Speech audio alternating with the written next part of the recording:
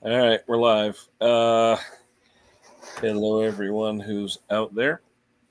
Uh, Klaus had asked me last week, said, why don't we talk about battery resistance? Because you buy these testers on Amazon or they send you to them to evaluate, and you see battery resistance and you say, what the hell is that? Well, I know from, back in school and everything else, volts equals amps times ohms equals IR. Okay. So the more resistance you have, the less amps you can have. So it goes to figure if you have less resistance, you can transfer more amps, okay, to the starter or to charging or something like that. So, I actually took my tester one time because I've got a few of them into like Walmart, and I was testing a bunch of the batteries, like the lawnmower batteries, and I'm telling you, resistance all over the place. Now, but I got a question, Kenny. Sorry, I'm sorry to interrupt, but so if you have more resistance in a battery, it won't accept as many amps. Correct. It can't handle as many amps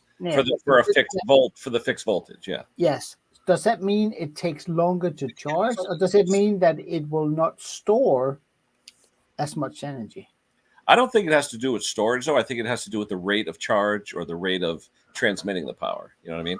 The amperage, the actual force. The amperage of pulling or pushing the charge.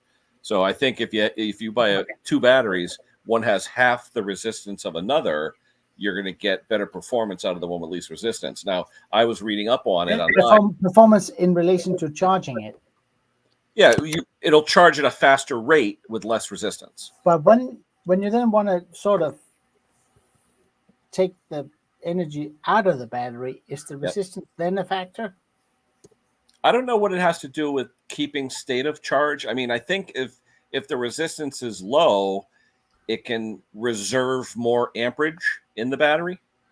Because remember, if voltage is constant, one of those relates to the other. So you got a battery over its lifespan, the cold cranking amps capacity goes down as the battery ages, right? Yep. Does that mean that resistance in the battery also increases as the battery gets older? They're saying the degradation of the cells and the degradation of the electrolyte will cause higher resistance over time. That's what I read. Okay. So okay. And they said cold temperature, a colder temperature. It goes hand in hand. You degrade performance of the battery and resistance goes up. Yeah. Okay. But I'm just thinking now, if I have two identical batteries and I charge them, it's a good and they're both made on the same date. Using resistance would probably be a good figure to compare the two, if nothing else.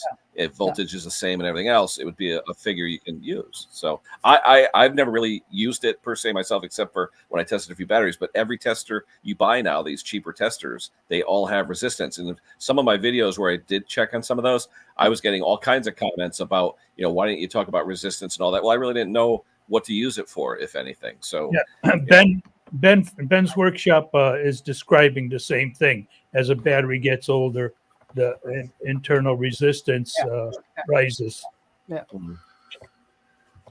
Yeah, not only higher resistance creates more heat.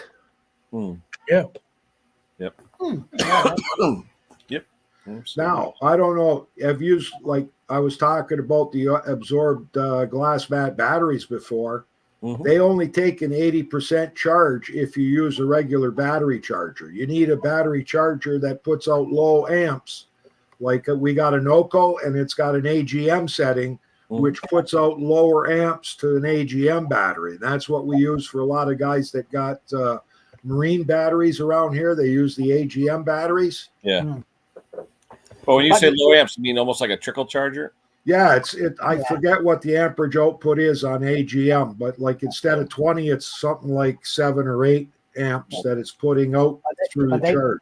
But they can hold that charge for a very long time. Yeah, they last a lot longer than lead acid.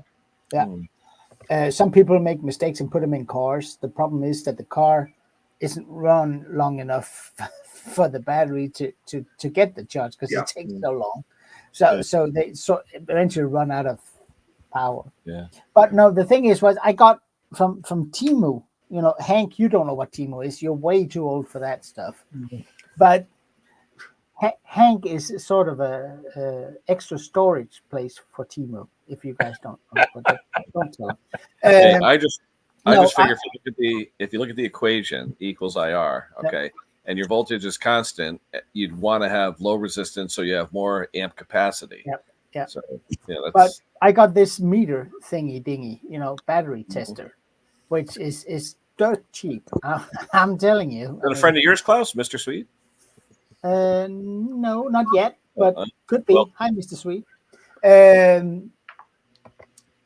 And this thing is telling me all kinds of stuff. I mean, I usually have, the old box with a heater element battery tester, and then I have the multimeter to check voltage and all that stuff. But this thing does it all. I mean, you hook it on, it checks the battery. I think you got to charge the battery first, and then it checks the battery, and then when you crank the engine and starts running, it shows you how much power is going into the battery and whether the battery is accepting it, all the while showing this resistance thingy majig. It's I mean, for I think $25 US, pretty cool little thing. I mean, even made in PRC, but still, it's pretty cool little device. You talking about a Foxwell? Like a battery analyzer? Well, it's a battery analyzer, but I don't know the brand name. It's blue. Yeah, I have the Top Don. I have the Top Don, and there's a couple other ones. Yeah. There's like a Amel Dingen or something, and Top Don. There's a bunch of different ones, but they all basically do the same thing. They tell you state of health, state of charge, resistance. Then and then state of health. That must be the only variable in these thingies, because state of health must be a combination of resistance, amperage, and CCR. Yeah, I think so. And I don't know if they use the same scale all over or not, but state of health is something I usually disregard because if you look at some of the reviews, they say ignore most of it. Yeah. I don't know. State of charge is good because you're testing a battery. You need to know if it's charged or not. But if it delivers the CCA, and it has, I'm still getting used to this resistance thing, but I've got to get that sorted out. But if it delivers that and the resistance isn't too high, must be a good battery. A lot of people are complaining, though, that the way those little microprocessor ones determine CCA is a calculation versus a carbon pile battery tester, which is literally... I took mine up against it, and I know the old school one, it doesn't show you in individual digits. It just goes into a yellow block that shows. Yeah. But you know what? It was pretty close. Was it? Okay. Yeah.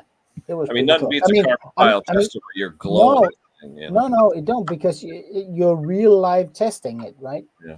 But still, it was pretty close. And you know what? For lawn tractors, it'll do. You're talking about the one where you press the button for a few seconds to put a load to the battery? Yeah, there. Yeah, where you're actually glowing a carbon pile. You're glowing it. You're actually shorting out. You'll see it smoke. You'll see it smoke. Yeah. If you hold it on too long, it'll smoke really bad. If you hold it on too long, you can use it as a room heater. Yeah. But it's pretty close. It doesn't say 150, 175, 200. No, it'll either go, 150, 200 or something. It's a little more rugged in the scale, but I tried it out on two different batteries, a good used battery and a brand new battery that I just charged. And it's pretty close. It's pretty close. Yeah, whenever we do riding mowers, if and they got battery start on them, we'll put a full charge to it, and then we'll put the load tester to it and give it a load, and then we'll put the battery analyzer to it, and then we'll mark down state of health. Yeah, and we've seen a lot that are like 65%. They'll still do the job. Yeah, but we tell the customer that they may need a new battery next year. They might get through the rest of the year with it. But 65. I mean, I've had one that says 45. and the thing still runs great Yeah. because Yeah. the guy stores it frost free. It only runs at plus 15 degrees C. It doesn't need a whole lot. If it was minus 10, different story. But if you only use it in the summertime and you store it dry, you're not going to have an issue at 50% or 45% state of health. Or if you run a battery tender to it throughout the winter to keep it charged all the time. Yeah. I mean, it loves that. It really does. So, but it's it was a new world to me. These battery testers. I never had one. So I popped the question to Ken just to to get the engineering side of the things. So, but what I could understand from what I read, it's the same thing. It's a combination of CCA and resistance, and that gives you a state of health to some extent. Oh, we got a lot of mowers in for repair this year that they called up and they say, I need a new solenoid. It wasn't the solenoid, it was the battery. Yeah. Oh, I had one guy tell me he needed a starter and everything else, and his battery was stone dead. Yeah. It all has the same, it's either the battery, the solenoid, the compression relief valve. It's all the same kind. You have to really. You have to do your diagnosis. Yeah. Otherwise you don't know where you're going. And I had a customer bring me one of those Troy built ponies, the Troy builts. Now how's my Wi-Fi and stuff? Everybody's breaking up. Am I okay? Sometimes you're breaking up. Little bit of breaking up, Ken. I got Wi-Fi, but I also have the thing directly hooked up. But you guys are breaking up on me. Oh yeah. That's because we look so good, the pixels can't follow. Yeah, because I got a haircut like close. Yes, that's the reason. That's the reason. Sometimes you talk and it's like bang, bang, bang. Okay. I was gonna say, speaking of haircut. Oh, there's a guy that needs a haircut. Yeah. That XT Mower, it went bye-bye. Good. Your pool on? Then it's gone. Yep. I looked up the parts manual, repair manual on Manual Library, and it showed all the parts, but it don't show where that spacer is located. You got to remove pretty much all the lower dash, to get that spacer out, just to get to the hex head. I mean, the carriage bolt. I'm like, forget it. I just called the guy and said, you can come get it, do what you want to. The only thing I kept was the mower pan, the bumper, the rear deck hanger brackets, and the front hanger. I said, you can do what you want to with it. They didn't worry about it, because I am not going to have to try to tear all that mess apart. And then I even looked up the engine plate, mounting plate. It wouldn't show it. I'm like, yeah, forget it. I just called a guy and said, you can do what you want to with it. So now I'm just waiting to get my snapper in and rider back. Now I got to figure out how to set the valves on that to come to Enduro, because of my repair manual on that particular style engine, it doesn't give the specifications. I'm like, you got to be joking. Good. Today I changed the coil on my PAS 266 Echo. Echo power head. It was I was running it last week, and it was like imp, and I said it's got to be voltage, and sure as hell I changed the coil. Perfect. Yep. So got to do a video. I have a video, in process. I'll probably have it out later this week. Yeah, all that guy monkey wrench I follow around. He was behind the Ace Hardware near where he lives. Somebody threw in the dumpster a steel backpack blower. He said, I'll take it home and see what's wrong with it. I'm like, he's gonna have fun with that one, because that thing looked dirty and stuff. I'm like, yeah, well, good luck with that one, buddy. Hey, Klaus, who's Margaret? Don't know. I'm just saying hi. Oh. Hi, Margaret. We don't know who you are. Tell us who you are. We don't know. She must be from Denmark. Why? I don't know, because she knows you. No, she's already been there a pretty long time. She I doesn't said- know. She doesn't Tell me, know me, Hank, and Kenny, and Robert. She only knows you, Klaus. Where's she in the chat? I didn't see her in the chat. Oh, She's Margaret Lang. Oh, we know Margaret Lang. Oh yeah, John Lang. Yeah, Margaret Lang. We know Margaret. Mick Right. Hardy Oh, said, she thinks I you're have the a nice cute head. one. I have a nice head. I didn't recognize when you said Margaret. I'm like, Margaret? Yeah, Margaret Lang. Mick Hardy, thank you, but I'm actually due for another one. Sorry. It's getting a little too hippie for me, you know. Oh, and the other Yeah, thing Francis' is, wife. That's right, Francis. and that I got on that sniper, it has that comes with vector carburetors that got that metal piece on, like the old school reservoirs for your brake fluid that you have to flip that piece of metal out of the way to get the. I'm like, I'm thinking about the guy who put the engine on said he had a rebuild kit, and I should have told him to rebuild it. But the thing is, finding a bowl style carburetor to put on it. But the thing is, I don't have to pull the engine off the sniper just to get to it. I'm like, I'm still waiting for the guy to bring it so I can get this thing back up and doing something. Robert, small engine repair is all about frustration, aggravation, and problems. Yeah. Steady. like I said, I couldn't believe. I know what the problem was with that. They give a specific name, that bracket that holds the flat idler and the V-belt idler. I know the problem was I used an impact gun on it, and it probably either rounded off the carriage bolt itself or the square hole that it goes through. I'm like, next time use a regular battery power ratchet or a regular manual ratchet. I'm like, you live and you learn. You live and you Hey, learn. our friend Simone today was working on I forget what the brand mower it was, but it was that English motor or European, an SV150. I forget what brand that is, but she was having issues with it hunting.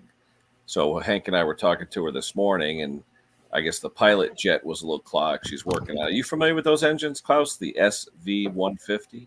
Yes.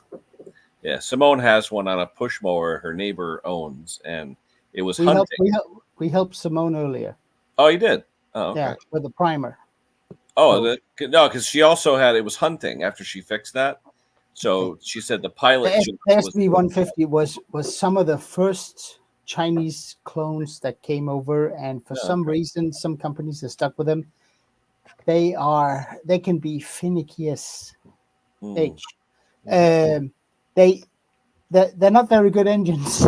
I know a lot of people swear. I know Mick swears by them, but they're really not very good engines. The engine itself is okay. It's everything around it. The carb, the linkage, the governor. They can hunt, and you can do tons of things to it. It still hunts. They're not very good engines. Yeah, sound like it might have a Nicky carburetor on it. Well, you know what? It would be nice if it had, because it's got a Xing Dong Fong Hong made in Wuhan carburetor on it that you cannot sometimes get parts for, and they can be different from SV150 to another. They can be different. Some of the early SV150s, the tank had a copy Tecumseh design, you know, where you basically just hang the tank on the back. It's got little tabs, so you hang it on. Yeah, that would shake apart, and the tank would leak, and they're not very good engines in my book. But some people will say different, and that's fine. I mean, all respect, but it's. But you're right. If you need any parts, you got to buy another carburetor and use the parts out of it, and have a parts carburetor. Yeah. Right. And SV150 was I think was made. Whoever made it in China made it for the European market. So you guys probably haven't seen it. Hey, money's calling. Hello. You probably haven't seen it in the States. It would be a Power Smart or a Power More or something like that, you know. Yeah. I just got through watching that other guy called Garage Story. He had to get a ZTR into his shop to replace the engine or work on the engine and stuff. So they has an SV150 on it? it had a Kohler Courage. I think it was the one, the flying V valve cover. Yeah. But you talk about hard to move. Yeah. We had one at work, and every time they'd had to call me out there to show them how to unlock the hydros to move it. And then trying to move it, then you're pulling it straight, no problem. You go to make a turn, it's like this thing won't go the opposite direction because of the caster wheels. I'm like, we get it, we would get it where it needs to be, but every time, we need you to show us how to unlock the hydros. I'm like, I'm gonna teach y'all this, and y'all better look and learn and listen. Cause there'd be time like, yeah, let me go down there and get this unlocked for y'all so y'all can get it moved. I'm like, he'd move it.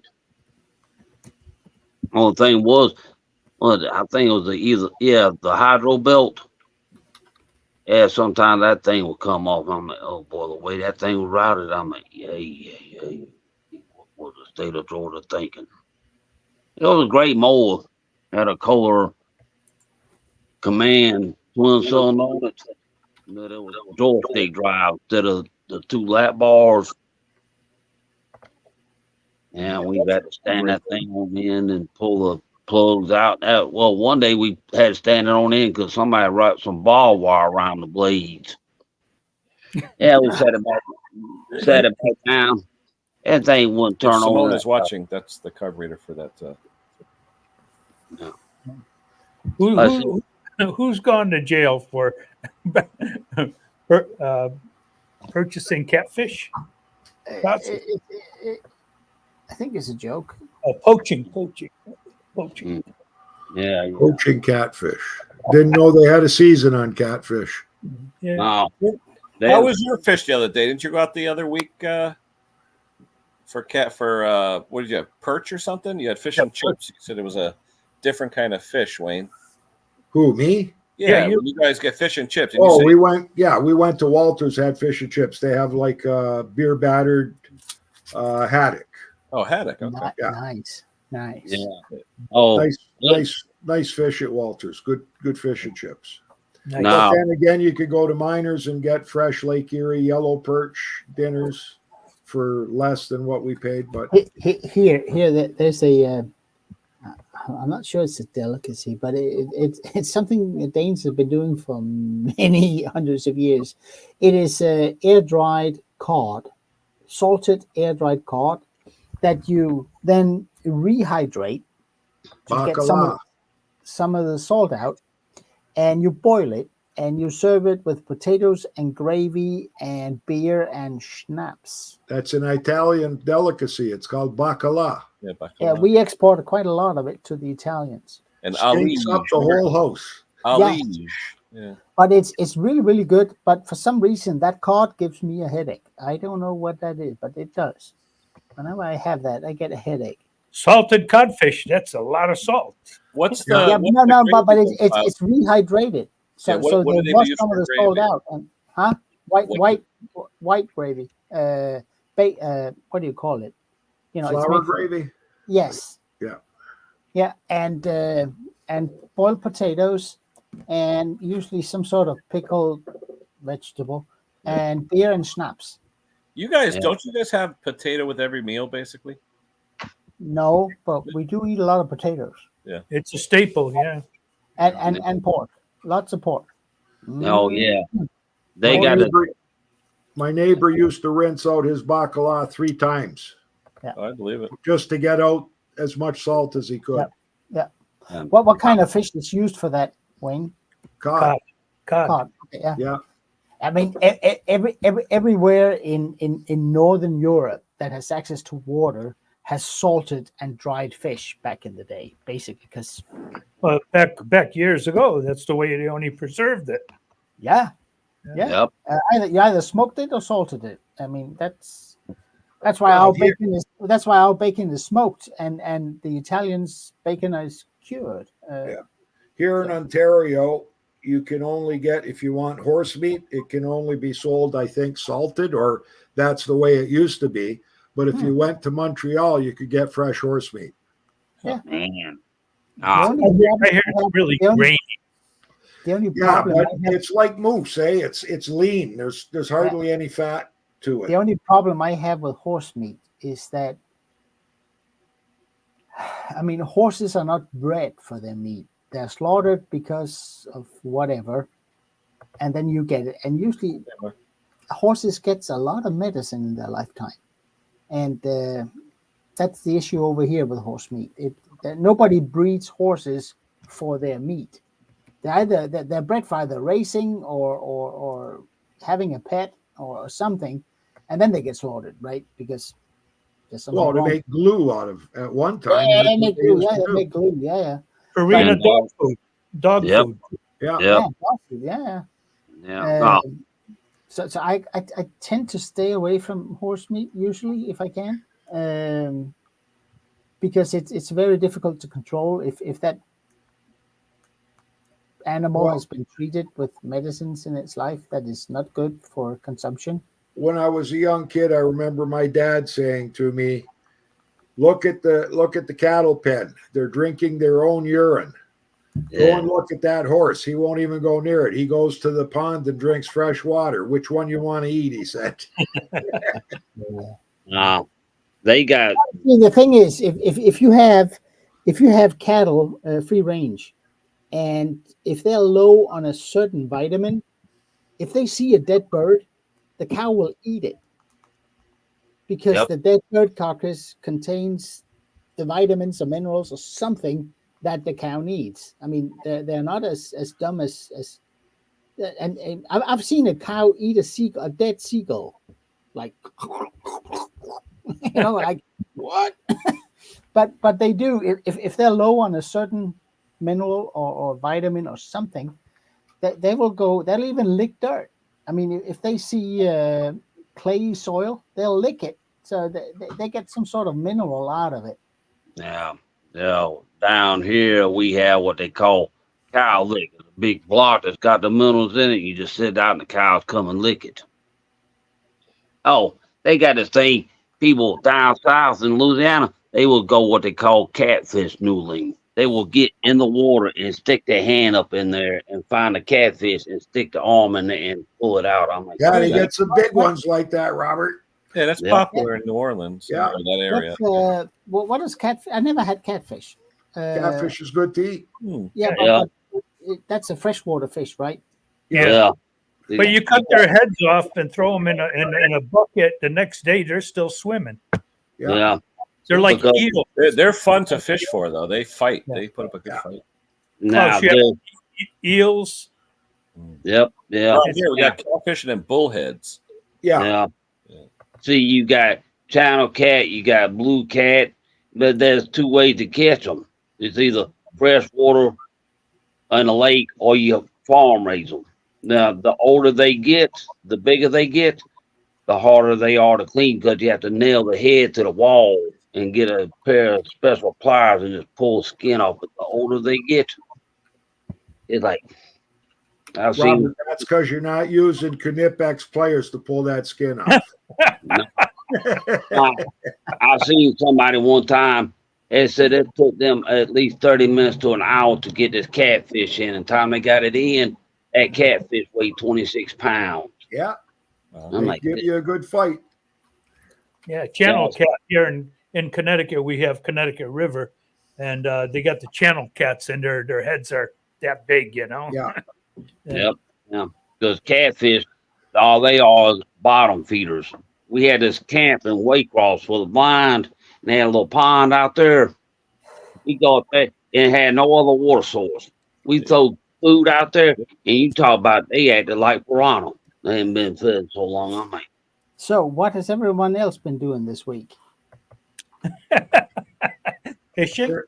I'm gonna show you our tornado damaged Craftsman riding mower. Oh, All righty. Yours or customers? No, it's ours. We bought it. man. That's after it's done. oh! I was going to. Oh, Where's yeah. the damage?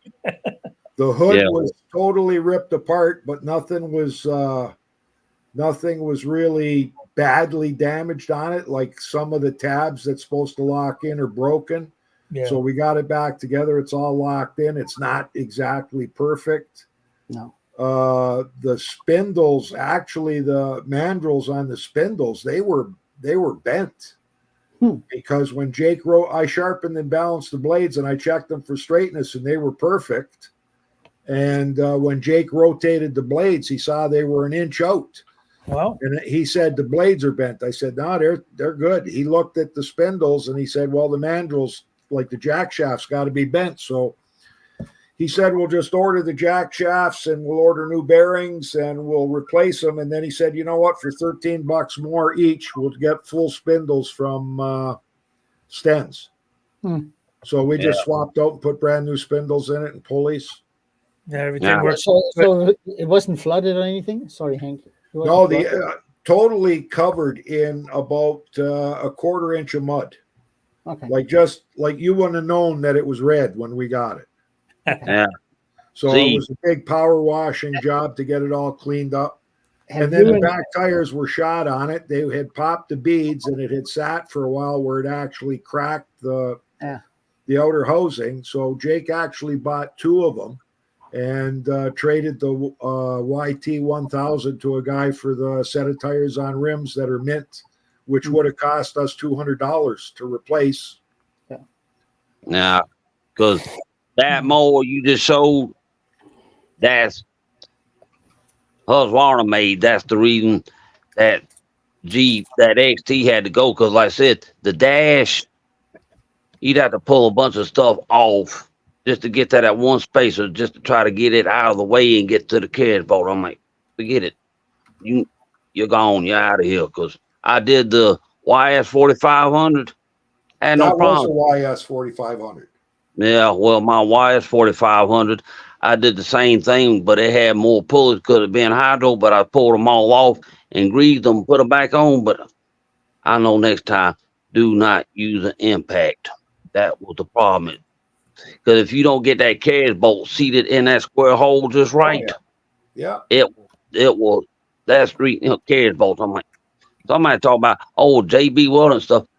The stuff I got to go through to get to that, I'm not pulling that apart. Forget it. Nope. Forget it. I ain't studying it because if the hole in the engine mounting plate was rounded off. Yep. Trying to find that engine mounting plate. I typed in the number, but it didn't show it. So I'm like, forget it. Get out of here. I mean, it had aggro tires on the back. I done painted it. Like I said, nope, you got to go. I told the guy, come get it. Take it, do what you want to with it. He said he's going to probably make a pull tractor if he can get it fixed. But then I forgot to give him the spring that I had bought for the bracket. I'm like, man, how could I forgot that mess? I'm like, he texted me on next door, and so I started pulling the bumper off and the front bracket that hold the front of the mower pan on. I'm like, yep. I should have pulled the wheel and tires off and put some junk back on it. A lot of action you've been doing this week, Robert. Yeah. Wow. Nah. Hank, what have you been doing? This week, I went to the doctors. They gave me medicine. They did x-rays. They took my blood and everything. The new medicine is working good on my hands. I still feel pain, but the swelling is gone. So I started working outside a little bit in the garden. Not getting involved in any lawnmower repair or anything, but, just a little bit at a time, getting out there and doing something. And this past couple of days, I've been battling with the bees at my shed, my work area. I mean, they just, little tiny yellow jackets living in the ground, I hate those. Got nailed by one the other day. Right. Yeah. Have you seen Bruce's Dawn and Water trick? Dawn and Water trick? No. Yeah, wasn't it dish soap he put in with the I did that. Yeah, you did it too. Yeah, it got rid of all the bees in the ground. Yeah. Yeah. as much as they're swarming, you can't get up there by the shed. No, you got to do it No. with right before they get up or right before they go. Yeah. Yeah. Nah, I seen a guy on video. He took a long stick that had a Y in it, and he had one of them disposable little small water bottles. He filled up with gas and walked over there and doop. Now Guy behind us just bought the house, and it had a trampoline in the back, and the hornets are inside the tube that goes all the way around that the springs are hooked up onto the trampoline. So the guy says, I can't get near it. So the other guy, his buddy, says, shoot it with WD-40 and light it. And I told him, if it's new WD-40, it won't light. Nope. Give him some carb cleaner. He sprayed that in. He had the ring of fire and a whole bunch of dead wasps the next day. If you got the hive, that pineapple sized coney thing. Yeah. Spray half a cup of diesel fuel on it and leave. Yep. Give it 3 days and they're dead. Yeah. If you've got them hives, there are people that'll come and pay you money for those because they use them for, I think, like an anti-serum or something. Huh. Hey, Like they'll come and get the whole hive in a bag. They can come here. I'm gonna make a fortune because I have them. They're not that big, but they're all over the woodwork in the house. That must be 20 on each side of the house. Small one. Yeah, I've seen guys, they'll walk up to a hornet's nest hanging out of a tree at night, and they'll take a flamethrower and light that thing up. I'm like, yeah, because when they say when a hornet hits you, it's about like getting hit with a hammer. It's like, yeah. Nope. Yeah, because they don't lose their stinger and they bite. They go three. They hit you 3 or 4 times. Yeah. Yep. And the stinger stays, and also they bite. Yeah. Yeah. So we had a guy that worked at the restaurant that helped us in the morning. His daughter got hit by a hornet. Somehow he captured it and killed it, and he brought it to the restaurant in a bottle. I looked at that thing. I'm like, yeah, a dead hornet's the best hornet you can have. Yep. Yeah. And I've been hit by a yellow jacket right here, and my whole eye swole up. And it took 7 days that first night. I didn't know what was going to happen. Like Mike Tyson hit you in the eye without the bruise, and I'm like, it took a while, but they say they make these medical kits that apparently deal with the swelling and stuff. I don't know. I just say this, and I've been hit by red wasp, and you talk about hurt. Now, one night we had a wasp nest on the other side of the air conditioner. I took a Gatorade bottle, the 16 or 20 ounce, and I put rubbing alcohol in it, and I just eased it up to that nest. There's one by about 2 or 3, and I just slid it over the whole nest in the bottle, and it dropped down that alcohol, and I put a lid on it real quick. Yep. Like, yep, they're gone. So what, you got all the wasps drunk? You said I'm gonna go get a beer. No. No, he's gonna go get a DIPA. Yeah, Close that I purchased. Close up shakes. Yeah. The black hornets with the white face hornets. Oh man, they're nasty. Yeah. They'll run after you. Yeah. I wonder, back in the day we used to go swimming, yell horsefly, and you'd have to dunk under the water real quick. I'm like, yeah. Nope. Nah. I said you were talking about batteries. Here's something that I found out that I never knew before, because the Chubby Butcher's got his boat, and he uses AGM batteries in his boat. And he recently had a dead battery, and he got another battery. And I just found out that if you take a good AGM and you hook it up in parallel to the bad AGM, and you put the charger to the good AGM, you can recharge the dead AGM. Yeah. Nah, my Schumacher. Yeah, my Schumacher battery charger has standard, AGM and some other, you just lithium ion, like Yeah. you got lithium ion. yeah, I just have to set it to whatever battery I'm using because I have standard wet lead acid in my lawnmower, but then it had AGM and some other brand. Now the thing is, I know a guy, he had a motorcycle. He wanted to jump it off. Yeah, you better think about the voltage you're putting into that battery because you got mine will auto select 12 or 6, and I think he had a 6-volt system. I'm like, yeah, you put the wrong, go jump with the wrong battery. You go jumping I might be wrong, but if you go jumping a 6-volt with a 12-volt, you finna fry the dog out of something. Well, that's like we got a lot of lawnmowers in here that they've gone and charged the battery with a running or boosted it with a running car battery, the engine running, and they burn out the 20 amp fuse. Yeah, Because they're putting out too many amps, right? Yeah. You're just supposed to hook it up without having the car running. Exactly. Yeah, because I said, because once you start the lawnmower engine up, it's charging the battery. Plus, you're getting what's coming from the alternator of the car. You're doubling your amperage. And like, yep, there you go. You're finna fry something. It's better to fry the fuse than something else because the fuse is easier to replace. And like, nope. And then if you're charging a lead acid battery, you should be charging it outside because it's going to vent fumes. Yeah, and was it back in the day? They used to talk about, oh, you did not sit your wet lead acid battery on concrete because it would drain it. I'm like, Yeah, but I thought that was a myth. No, it will draw the if you take a battery. I don't know. I think Bruce did a video. I don't know if it was Bruce. It might have been Bruce, where he was checking the voltage in the concrete. And you could see the voltage. I think it was Bruce. And you can measure voltage in the concrete coming from the battery. So then you put a piece of cardboard there and you check it and there's nothing. So you need a barrier between the concrete and the battery.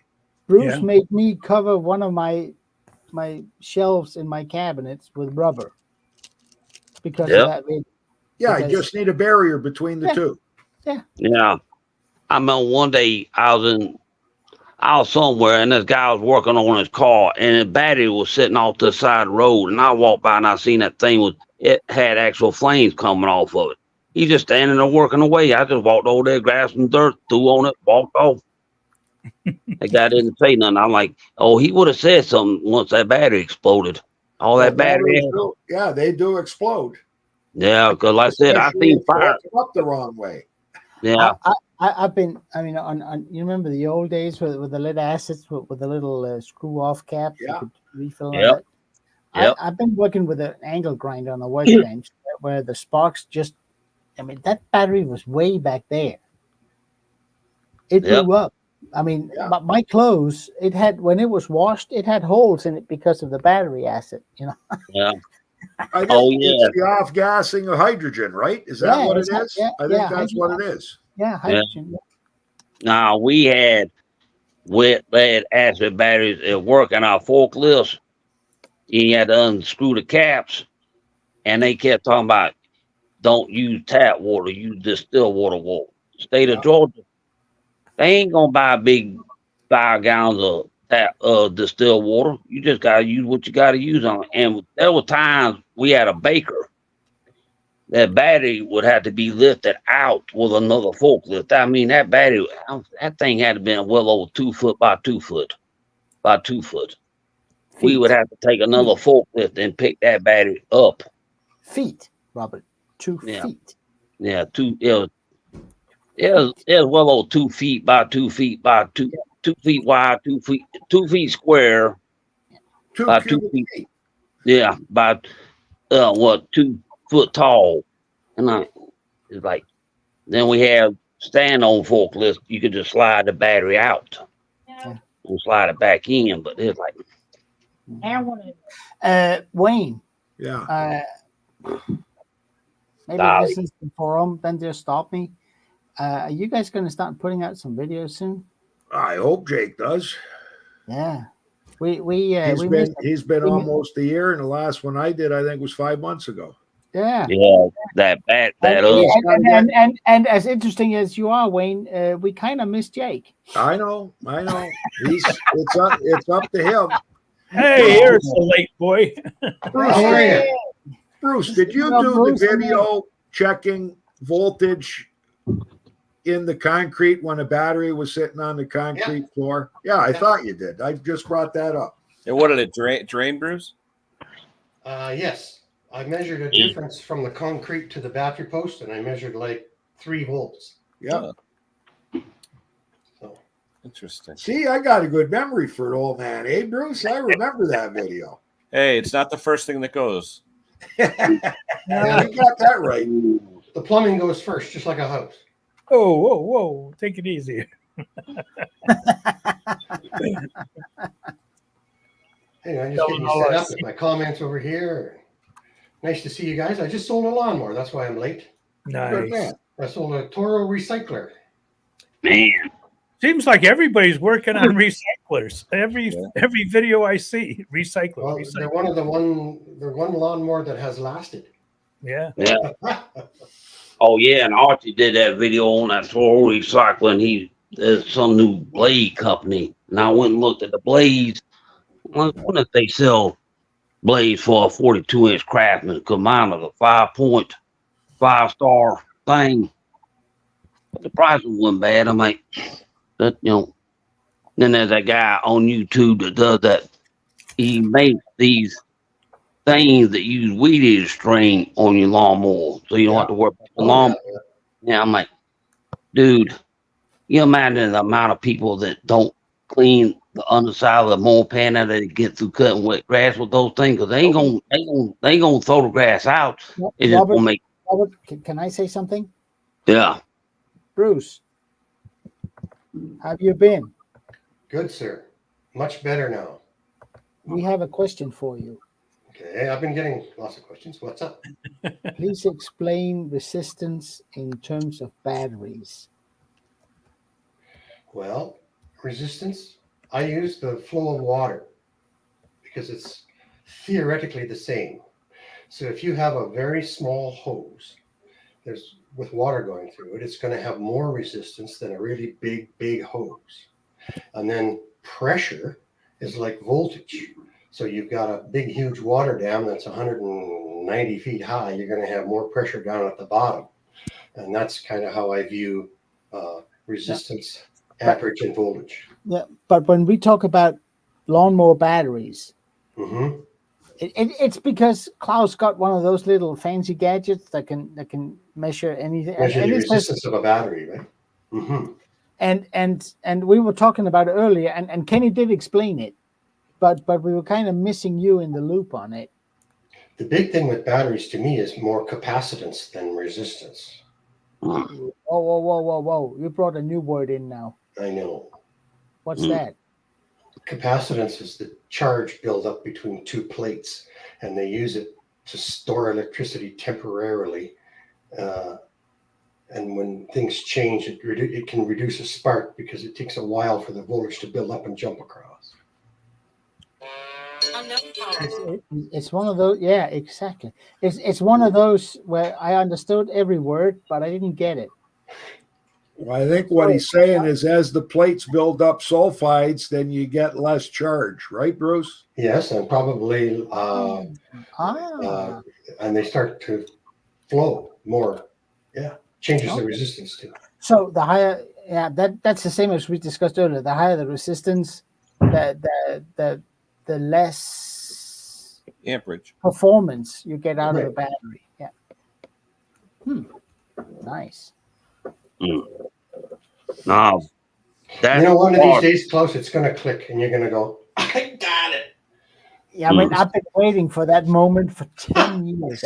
I have a very good friend of mine. He's an electrician, and he sometimes, takes pity on me and tries to explain it, and I'm like, Well, his problem is that he works with AC, alternating current. Well, he actually does both. Yeah, he does. But it's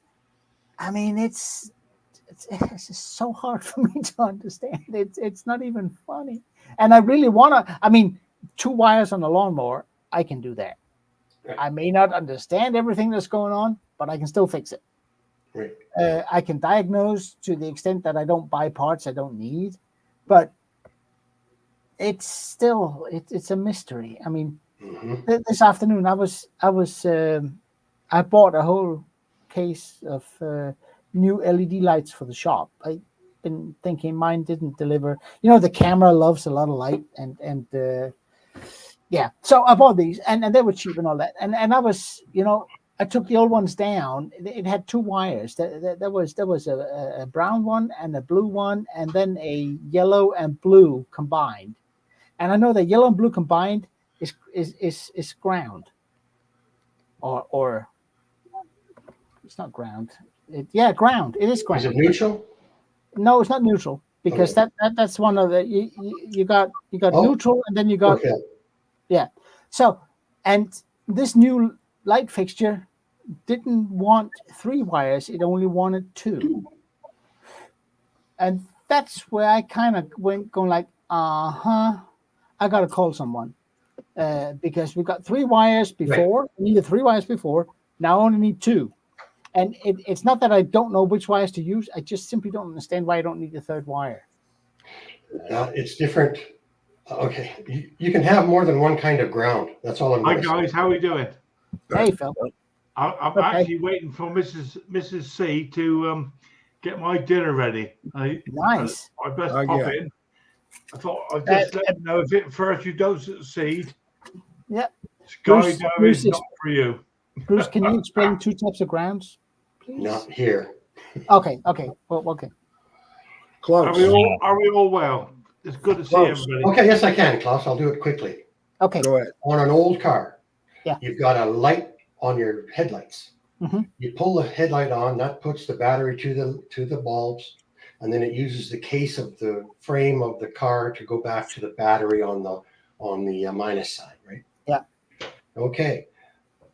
On the newer cars, you've got 2 wires going to that bulb, and it uses an actual ground return to the bus bar by the battery, and then so they don't run current in the frame anymore, because that current running in the frame creates a little bit of noise and a little bit of electron bombardment and stuff like that. So they don't use, on new cars, they don't use that ground to return the current to the battery.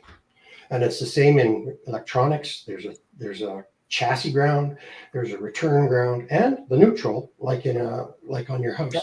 Your neutral is a ground, but it's not. No, it's neutral for the AC. That's right. Yeah. I actually got that. You did, eh? Yeah, I actually did. Yeah. Yeah. I have to say, guys, sorry. Wayne is looking good. Yeah. I'm looking. And it's funny, I wore a hat today and he didn't. Look at new haircut. Yeah. Yeah. You ride your bike. Wayne, what were you saying to me before? I'm sorry. So you can understand resistance better. You know those elastic bands you use for working out? Yeah. Yeah. Okay, imagine one with high resistance I don't and know. low resistance. I've seen people use them. Yeah, okay, so think about you using one. You got one that will only stretch out a foot, and the other one you can stretch out 3 feet. So we tell you to stretch out the one that goes only 1 foot 10 times. You're going to get burnt out really quickly. Yeah. Pull the one that stretches 3 feet 10 times, and you're going to still have more energy. But then I would just need more voltage. Then I would just need more voltage, and it wouldn't be a problem. Well, you got to drink more beer to get more voltage. To a point, right? Everything has a point. So when you drive too many watts through it, then it burns up. Yeah. Huh. Watts is a combination of voltage. I tell you what, I mean, if you guys take pity on me a couple of times, a couple of Saturdays, I might get it. Yeah. Look at that screen. But don't phone me at 2 o'clock in the morning. Whoa. Look at that screen. A screen full of good-looking dudes. Yes. Look at that. Including you, Wow. Phil. Yeah. Wow. Unfortunately, Robert is looking like a belt for a Craftsman mower. No, this is that diagram I was talking about. Yeah, it's for a Craftsman mower. It's an AYP design. Well, This was but was it? Yes. You see that where my finger's at? Yeah, Yes. That goes. What is it? through that slot, right? Yeah. Right there, part number 186. That's the spacer. But they don't tell you you had to take all this other stuff out of the way to get to that spacer. Mhm. Well, You get the carriage bolt out. But, But see, but Robert, Yeah. that is a parts list. That's not a shop manual. well, the thing is, part what's that? you got to pull the steering wheel out to get the belt through, right? Nah, I didn't have No, it that's goes on the it. left-hand side of it. Yeah, but Join It in. does. It does. That's It the goes on the left-hand side of the steering column. You don't need to take it. It's only John Deere that has a couple of models that are so stupid that you have to now take the steering I've column. got one. Now, Yeah. see, this is the part I can't find, part number 34, which is the actual engine plate that you mount the engine to. I said, what is it? You'll swear it's part of the frame, but it's But not. Robert, honestly, if you need the engine mounting frame or plate, you don't want that mower. Nope. Because, see, part 185, it goes through that square hole. Yes. Then it goes, it's just, Husqvarna made great mowers, but it's the engineers. Sometimes they design stuff like, oh, we got to work on it. Well, if you own one, you're going to have to work on it one day. So you're going to be, what was I? Yeah, what were you thinking? Okay, Yeah. I've been in the trades my whole life since I was 17. And I have cussed out, no offense to any engineers, right? Because it's hard to design something on a piece of paper Yep. and then turn it into a three-dimensional product. Yeah.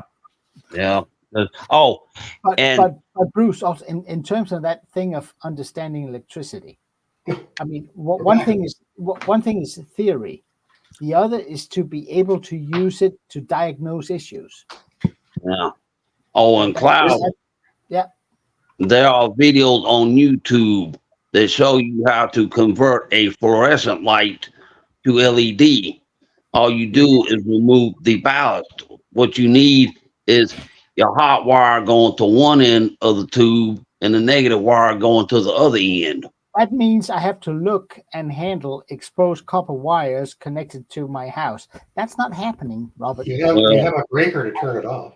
Yep. Now, Yeah, it still doesn't. I Where don't are like you? exposed Come copper. in. It gives me the EBGBs. I don't like it. Yeah. now they make lineman's gloves. These Where are you, linemen. Mick? Come in. Yeah. It's horrible. No, but they Yes, make. I will say I bought these light fixtures, cheapo made in Wuhan type of things. Holy smokes, they give off a lot of light. Yeah. Yeah. I noticed that my old ones, they've been there since 17. They're nice lights. They're not the tubes. They're like the, it's a disposable light fixture. Oh, okay. Yeah. Nice. They're all one unit. They don't have removable bulbs. I've probably got one, Ken, an SV 150 float. I've probably got one, mate, somewhere. And they dim over time. Simone can use it. Klaus, I put my used fluorescents in because you know me, I'm tight. Yes. When I was 33 years old, this garage, and they're still there. Yeah. Yeah. But when you Change the turn bulb on every once in a when you turn on your garage, how many wattage do you use up? Like, I don't think it's 40, 1, 2, 3, 4, 100, probably 320 watts. Yeah. Well. That's not bad. 840s. Yeah. So 8. I looked at, I have over my workbench, I have 2 times 36 watts LEDs. Mm-hmm. Yeah. And then the rest of the shop there are 6 18 watts LEDs. Yeah. Now they're all going to be 36s with the new ones. They won't be 36s. They're rated at 36. Yeah. The LED is going to pull less than that. Yeah. Thank you. Because Yeah. I'm going to save on the electric bill. Oh. I was a little, but they're really, I mean, these have they got they take wires in at both ends, so you can kind of loop them. But mine's a loop system. That is pretty neat, and they were so inexpensive. Yeah. I bought eight fixtures for $120. That is cheap. Yeah. I Oh, don't know how and long that lasts, but Bruce, do you leave your heat on during the winter in your shop, or do you Yes. drop the temperature down? No, because the 2 years I didn't have heat in the garage, the floor heaved. So I now leave the heat to +3, Yeah. 4 Yeah. Celsius. Yeah, and then your fluorescents are working fine, right? Yep. Yeah. Because they won't fire at -10. No. Or Let me No. know, Simone, 30, what you want. 40. Let me know what you want, Simone. Now, 'cause Okay. we had fluorescent at that restaurant I worked outside in the covered area where cars pulled in. If it's real cold weather, they get dim. They wouldn't do right. Now they say they make fluorescents that are made for cold weather applications. Yeah, I got them. They're 8-footers. Now the other thing is, Klaus, with LEDs, the Kelvinage. You go 6,000 K, now you see those lights in that ceiling fan. Oh, lumens. Yeah, those are 3,000 Kelvin, 3 to 5. 4,000. Then it doesn't look like the bridge on the Starship Enterprise. Yeah, like I said, Yeah, 4,000, and then I got a Ray A value of +86, and what's the other lumen? I can't remember that, but it's a lot of light. It's more than I have now, and my shop is pretty well lit as it is now. Yeah, You got to mine's watch not. out with the LED because they screw up your camera imaging, Yeah, to no, make but if you set your camera +10 hertz off what your electricity is, no issue. yeah. Your fluorescents can do your camera bad Yeah. too. We do 50 hertz here, so I set mine at 60. No Right. issue. yeah. Now the other thing is, But you're right, Hank. It can do that. You're starting to sound like an electrical guy. Hertz, Yeah. lumens, No, see, that's the thing with me, Bruce. voltage. I read sufficiently enough to just ask stupid questions that people actually have to answer. yeah. Oh, another thing is, I see John. Yeah, Tom, at least we got here. and the other light measurement is what they call candle power. But that doesn't go with LED. That's for fluorescent only. Yeah. Candela is for fluorescent light only. Yeah. No. And the As one I thing, have read. yeah. And the other thing is, I've seen videos on YouTube in a parking No, lot. I'm telling They you, had- Robert, don't go to that YouTube thing. It'll never catch on. It's a fan. They Hey, showed. Now they showed metal halide. They showed metal halide fixtures outside. The metal halide got so hot, it broke the glass and it caught fire. I'm like, okay, well, you had mercury vapor, but back in the day, mercury vapor, if you had the right, you taking a picture, you got a green hue, and then there's a guy on YouTube called I put up sodium lights. Yeah. It's supposed to be hello. They take 25 minutes to heat up before they even give up anything. And Yeah, then they high pressure. power. High pressure sodium.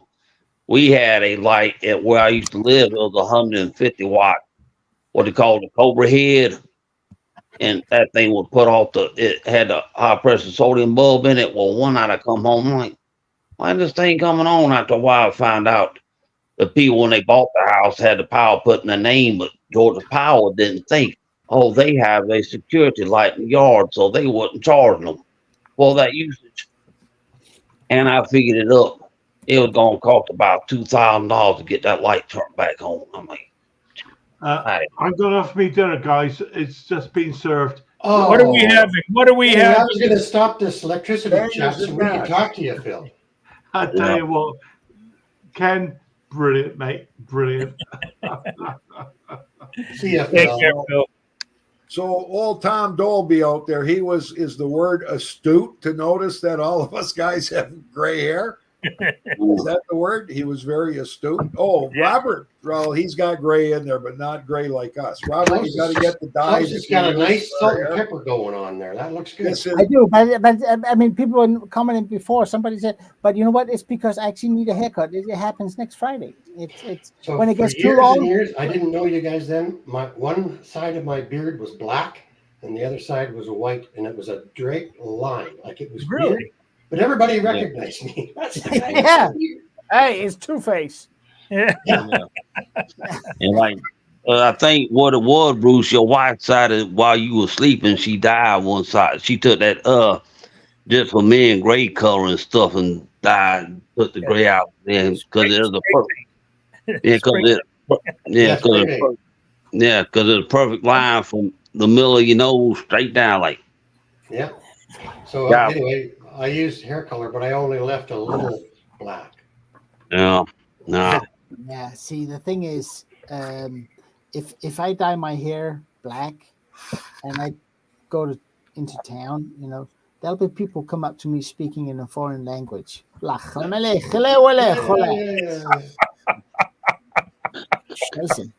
I'll be with you. Yeah, and so I don't do that. I mean, but the thing is, when it's short, you don't see the gray as much. So I've been told with my beard shorter, I look younger. I don't care. Well, Lori said the same thing when I had just before I got my haircut. She said, I don't like it. It's making you look older. Yeah. Yeah. I'm 50 now instead of 40. Yeah. Yeah. At least. Yeah. And was it some guys, as they get older, the eyebrows start looking kind of out of, like, what's wrong with your eyebrows? Andy Rooney. Remember Andy Rooney? Yeah. Yeah. Mr. Eyebrow himself, that guy, he had eyebrows like. So anyway, I want to thank everybody that has been sending me emails because people were worried about me because I haven't made a video since June. Mm. Thank you, everybody. Bruce, we were talking about that earlier. Mm. What the heck is wrong with you, Lacey? I'm good now. Just taking a rest. Pretty much. I mean, I was giving it to Wayne earlier. It's like, what the hell Wayne is that? got nothing to do with it. Well, yeah, you're the dad. You got Yes, something. I gave Joe Rogan. Wayne got nothing to do with it. It wasn't me. She said it was okay. So yeah. So I've had a few issues, but none of them are sinister. Mm. yeah. Okay. But Bruce, can we expect some quality? I'm editing one right now. It's the hardest video I have, so I want to get it done. And it's an old lawnmower that has a splined output crankshaft, and the two pulleys go back and forth to make it go fast or slow. Yeah. And I really wanted to get that one done first because that's the first splined crankshaft mower I've had. Mm. That would be an expensive crankshaft, eh? Yeah. Yep. Yeah. Nah, back in the day, it was I think 1975, something like that. They put straightener in my hair. Back in the day, I had curly hair. And I thought to myself, please just I'll do anything. Just please let me go jump in the swimming pool because this stuff was burning and it didn't do a thing. I'm like, y'all just wasted your money. So you had a perm. You got a perm to straighten it. Now, well, I would have done anything to just walked outside and jumped in that swimming pool. It was burning. I'm like, y'all got to stop this mess. It ain't doing me a bit of good. I could have told the truth. I could have done anything just to got the chance to go. I could have told the truth. I would have done anything. Now I said I done anything just to let you. You were being punished. Nah, like I said, I've done anything to open a slide glass door and just run and jump in that swimming pool to get that stuff out of my hair. I'm like, I have never had my scalp burn that bad in my life. I'm like, what are y'all trying to do to me? You got time for this, miss? Yeah, close. You could buy spray hair in a spray can. Yeah. Get one for John Clem. It'll look fun. Yeah. He can have a Batman logo. Yeah. Over here. Oi. Anyway, I got $150 for that 22-year-old Toro. That's okay. Damn. Yeah. Yeah, I found a picture of Robert when he had the all long hair. Oh, Yeah. that's before straightening. No. Oh, yeah. Robert, I was a perm. Nah, all the other day I was looking on YouTube. They did a tribute to Roger Cook of this old house he passed away with. And I'm like, what? Oh, the landscaper. Yeah, I'm like, man, I used to watch him. I used to watch this old house religiously. I couldn't wait for it to I come on. watched it every Sunday. Oh yeah. Now I think I was on Saturday, but like I said, Roger Cook done died. I'm like, oh yeah. The only thing I watch whenever it's on is Star Trek. I watch a show called Alone, and they take 10 people, they drop them off in the middle of flipping nowhere. They can't have a gun. They can't have matches. They are allowed a bow and some tools, and they leave them out there until the last guy calls in, and they give him $500,000. Huh? Yeah, no clothes. Okay. They're allowed like good winter gear, and this last one they're inside the Arctic Circle.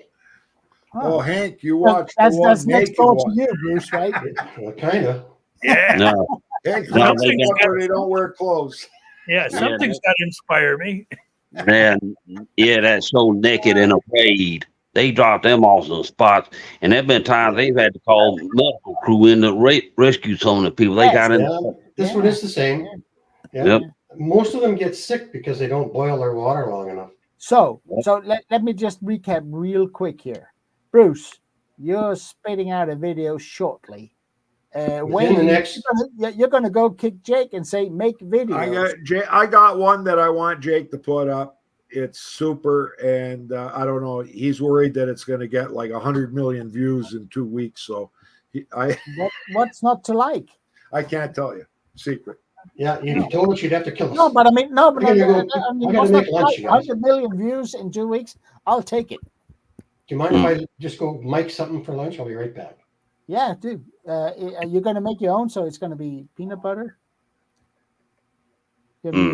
Peanut butter and jelly. Had one yesterday. Said, boy, it's been a long time since I had it. And it was, what was it? It was marmalade. It was a marmalade. Yeah, nice. I don't know if it was peach marmalade or it was good. I got the peanut butter jar I got at the moment. I don't know where the heck I got it. It feels right. I like mine chunky, so crunchy or whatever they call it. And but this stuff tastes of zero. It's weird.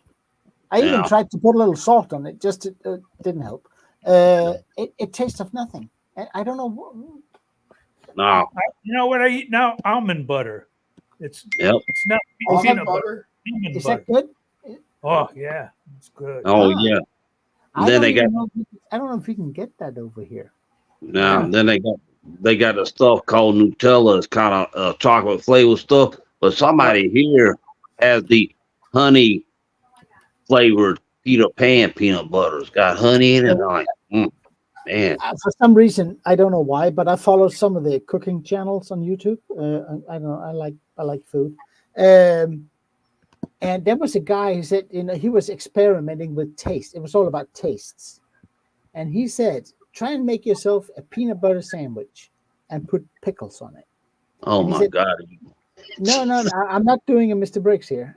But he said that the taste between the creamy of the peanut butter, the umami of the peanut butter, and the acidity of a pickle. And he said, if you haven't tried it, it sounds he said, it sounds weird. Yeah. Try it. The flavors will combine. No. And I still haven't had the courage. I'll let you guys know when I've done it. But it's it gives it a little crunch. But it's that thing, where all cooks, they try to balance the salt and the acidity and the umami and the sweet and all that into a higher something. Yeah. Well, pregnant women, they eat ice cream and pickles. Yeah. See, there you go.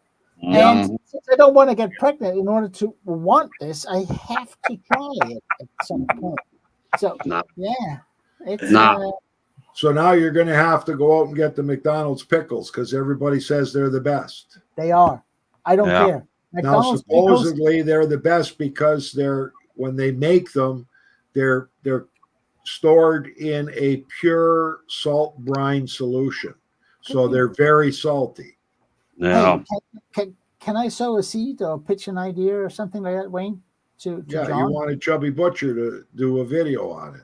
How to replicate the McDonald's? You brought that up before. Yeah, because I mean, in all honesty, I like a good pickle, and what I do, I buy my own, right, where they're sliced, and then I dump some of the brine out, and I put more vinegar in and some more salt, and I get closer, but you don't always get that, because a McDonald's pickle is just, it's so good.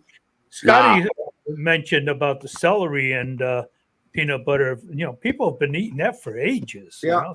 peanut butter and celery. Yeah, good. Now, try this. Make your pickles, but instead of using vinegar, use lemon juice to see what it does.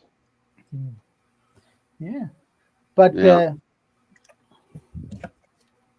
Nah. So what it that but it's like, I don't know. I don't know what it is. I mean, French fries and pickles at McDonald's, nobody beats them. The rest is crap. Yep. I think McDonald's does their fries in peanut oil. I think. Yeah. I think they do. Well, they used to anyways, because of the allergies now, you know. Yes. Yeah. But I mean, a Big Mac, that's the only thing I order at McDonald's. I want nothing else than a Big Mac because everything else tastes fake. Yeah. When I used to So work at McDonald's years ago, when I was 16, they had that white grease block. It was like a block of grease. Yeah. And that's what they would melt and do their French fries in. yeah, Like a beef lard. yeah, yeah. Tallow. Yeah. It could be tallow. I don't know, but my biggest wish in life is that if Burger King would do the burgers and McDonald's would do the fries, and I could get that in one serving, that would be good. I'll tell you what else. I'll tell you what else McDonald's does good, and I haven't had it any other way that was like that. The way that they mix their Coca-Cola. Hi, Brett. Hey, Klaus, how are you? Welcome. Thank you. Yeah, just the way McDonald's Coke tastes real unique, and it's very, very good. Yeah. And just like was it Taco Bell? For a while they had a monopoly on that one, the Baja Blast by Mountain Dew. I'm like, you know, I said, now you can still find it in the store, but they were the only restaurant that will sell the Mountain Dew Baja Blast. I'm a more taco man myself, but yeah. Well, there's another one for you, Robert. I like burritos. KFC. Yeah. KFC, they have a pop they call Mountain Dew Sweet Lightning. It's peach flavor. Spicy sausage and leftover pasta with tomato sauce. Oh, hey, Bruce. Nice. Now, I went to a Burger King in Griffin, and the do-it-yourself soda fountain. You could press Coke, and there were so many different flavors. They had orange, they had vanilla. I'm like, what? Still there. I'm like, Okay, so how many of you guys watch Robert F. Kennedy Jr. speak yesterday? Yeah. Don't You know go there. how unhealthy you Americans are.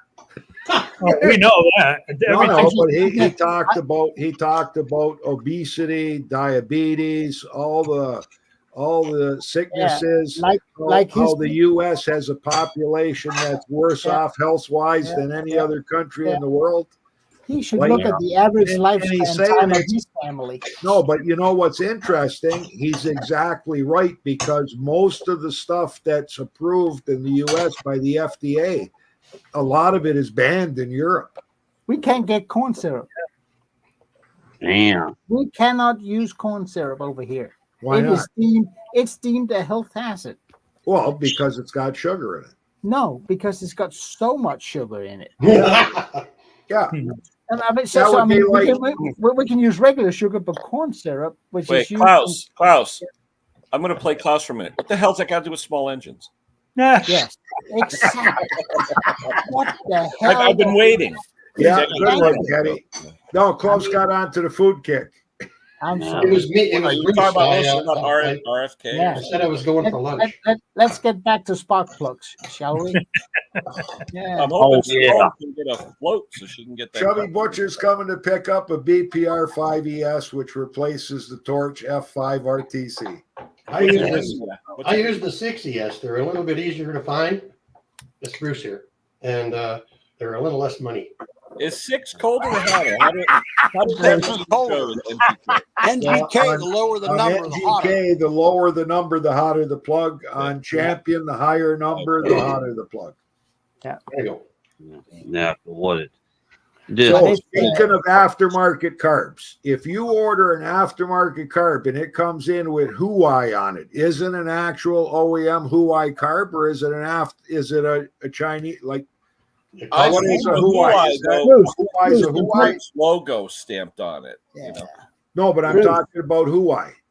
The Chubby Butcher just recently said, I got this engine. It's a Briggs & Stratton engine. I said, send me the information, because if you want a carb, he said the guy smashed the aluminum housing on the carburetor, so he needs a replacement carb.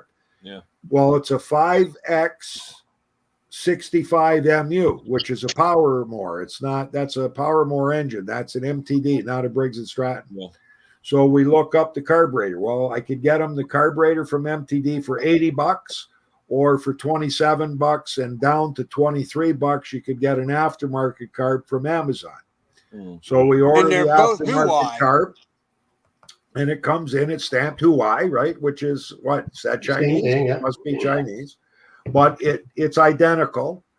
He puts it on. He calls me up and he says, you tested the coil. You told me the coil had resistance and it should be a good coil. And now the carburetor, I can't get nothing. So I went down to his place. Well, guess what's happening? I says, you got to take off the engine cover. We got to check the kill switch. So on the Power Mores, they got a switch with a metal tab that sticks out like this. And it's grounding against the frame, the engine, right? Body.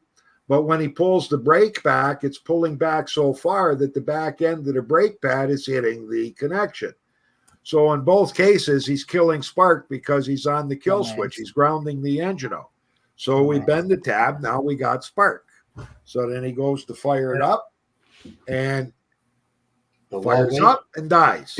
So I said, something's wrong. It could be the carburetor, but we pressure tested the carb so it's sealed. We checked that it's getting fuel. It's getting fuel.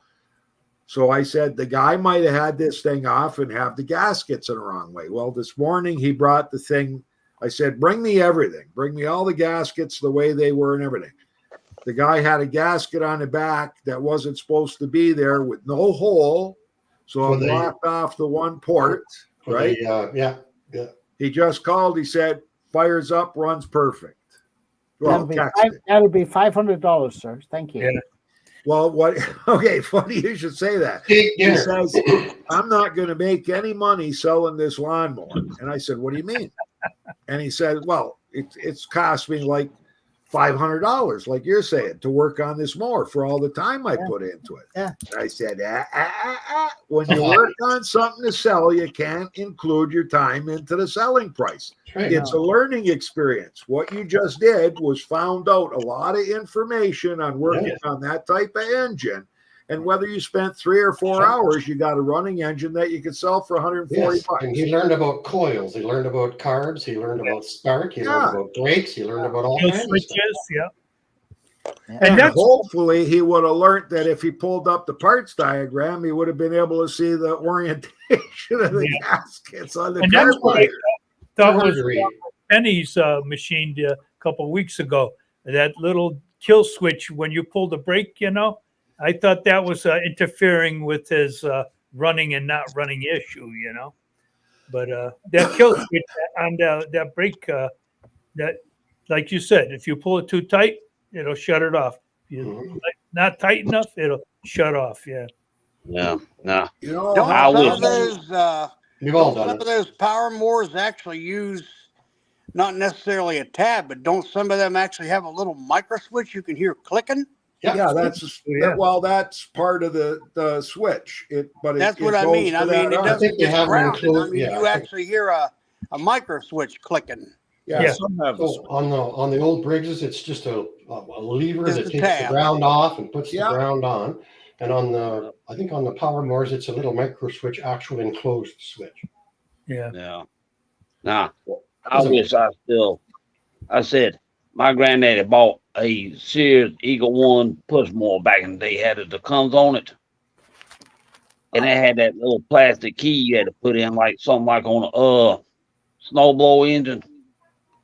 I still wish I had that mower. I found the key, but the mower got stolen. I'm like, you got it. It took me a long time because trying to find that key. It's like, I know somebody sold the mower. Yeah. My Toro that I sold, is it Toro? Yeah, Toro that I sold today. I hadn't started it in 3 or 4 days, and the lady came in and she primed it 3 times and pulled the rope, and away it went. She's strong enough to pull that big 6.5 horse Tecumseh, and we were all happy. But those Tecumsehs have a different shut off too.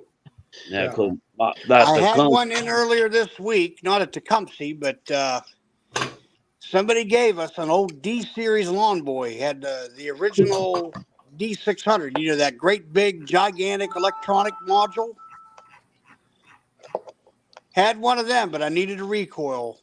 I'm in a lawn boy group. Somebody had new old stock, got a new recoil, cleaned the carburetor. That thing's up and running. It's up for sale. Now, go what is 1975 model. Nah. Can I bring something else? Can I bring something different to the table in relation to this Saturday night bonanza of information? Kenny, could we possibly kick off again? I guess what it is. What, you got another one? No, but I thought in general, maybe everybody on channel could chip in and send something to you that we could use for guess what it is.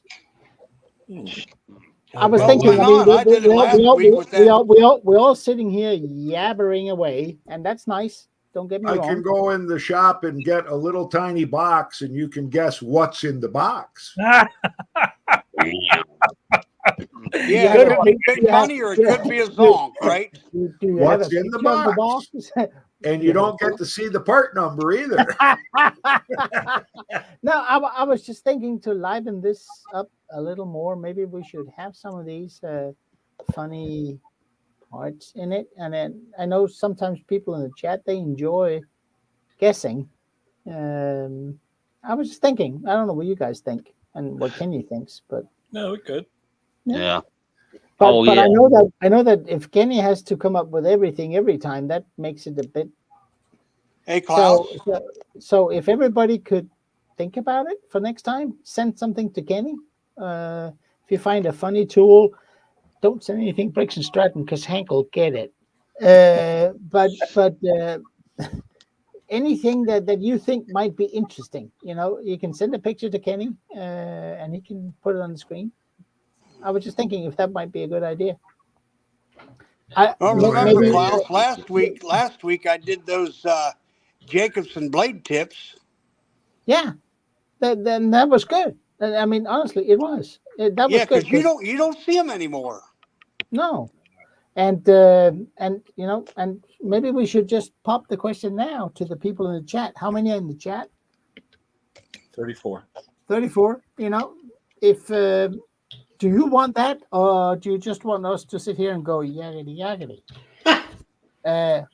So yakety yak, don't talk back. Exactly. Let us know. Hello, guys out there. Are you awake? I'm looking through my pictures. Are all in favor? Type yay. Yeah, type yay.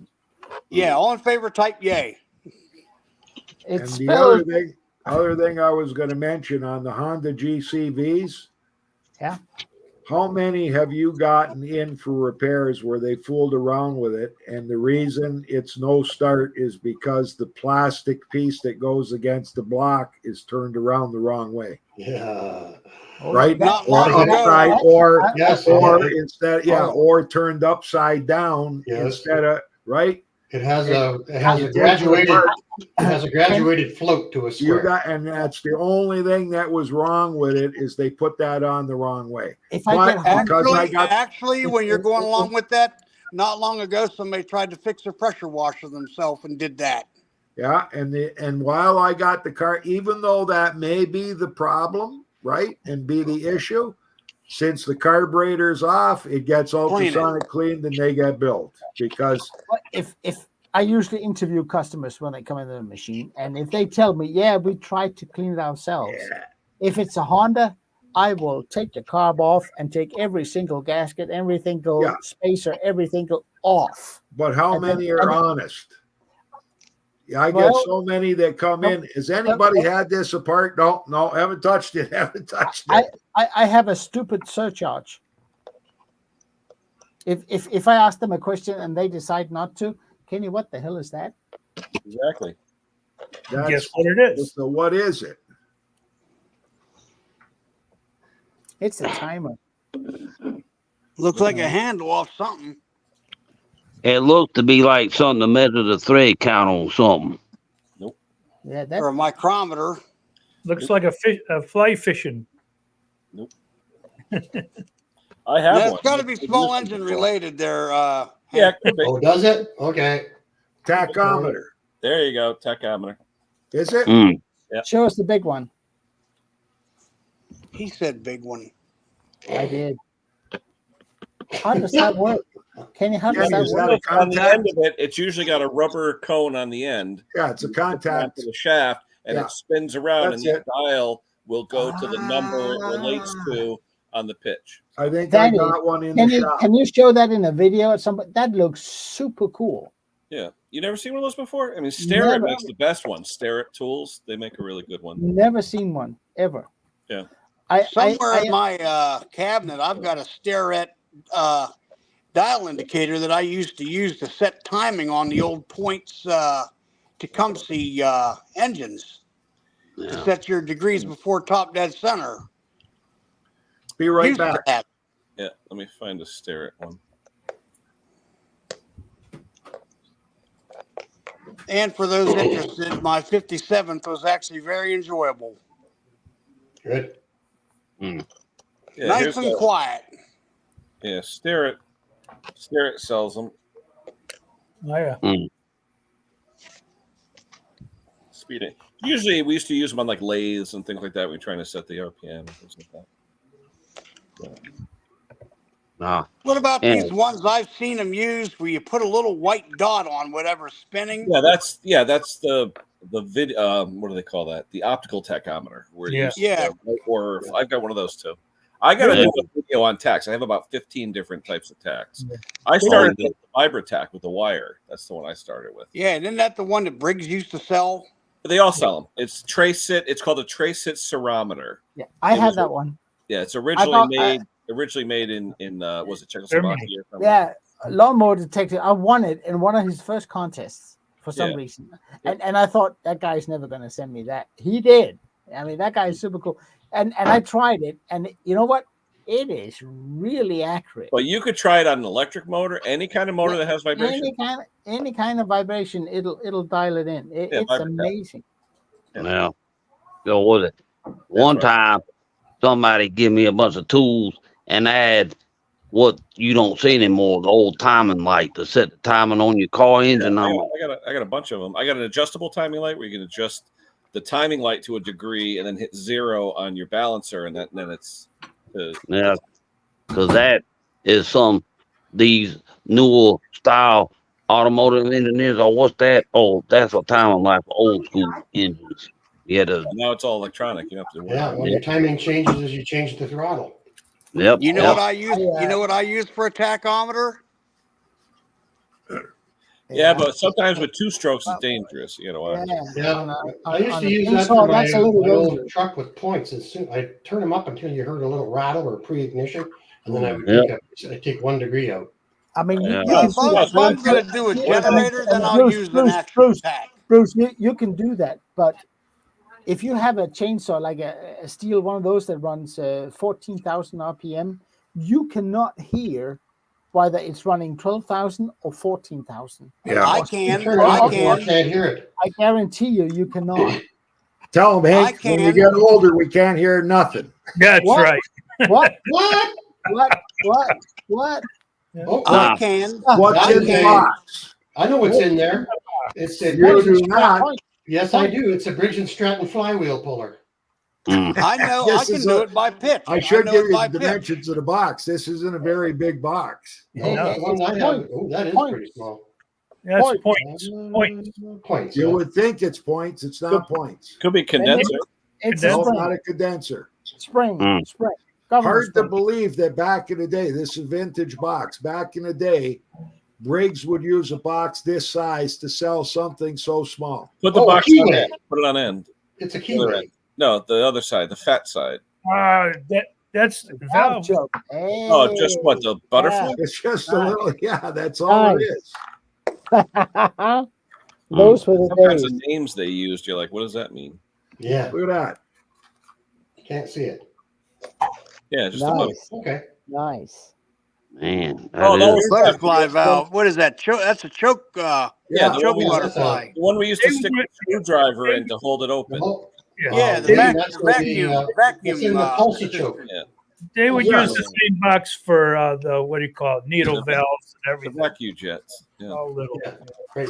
yeah, because I think Briggs and Stratton back in the day when they had the engine with the carburetor bolted on to the top of the gas tank, you had to have that screw. Vacuum jet or a pulsar jet.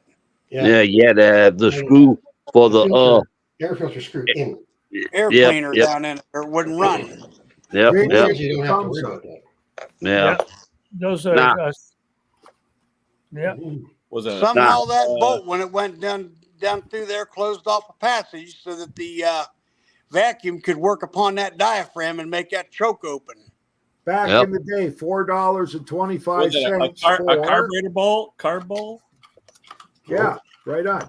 $4.25 for a new carb bowl back. in the Yeah, day. but does it have the hole or no? Yeah, it's got the hole, right? No. Or no? Uh, Just has No, a this one's just got the indentation. Yeah. Doesn't have the hole. Yeah, in the it. one with the hole is like $3 more. Yeah. Hey, can you still get those updraft carburetors they used to use on the horizontals? There's like the Zeniths. You've seen them on Wisconsin's. Briggs used them on the bigger engines, horizontals. you could still get them, Chinesium. Yeah, Yeah. but I bet they're expensive as hell because I know the Briggs ones were like a couple $100. Yeah, No, but Scott, look at what Scott's saying here. But Scott, I'm wondering though, when you say that, are you saying because yes, you can set it with a tack, but if you set it too lean, the tack doesn't mean shit. If it's running very lean, you'll still burn it up. Is that what you're talking about? Because I know what I try and do is I'll set it a little higher and then richen it to come down to where it should be. This way I know I'm running a little richer. Is that what you mean, Scott? I just want to make sure I understand what you're saying here.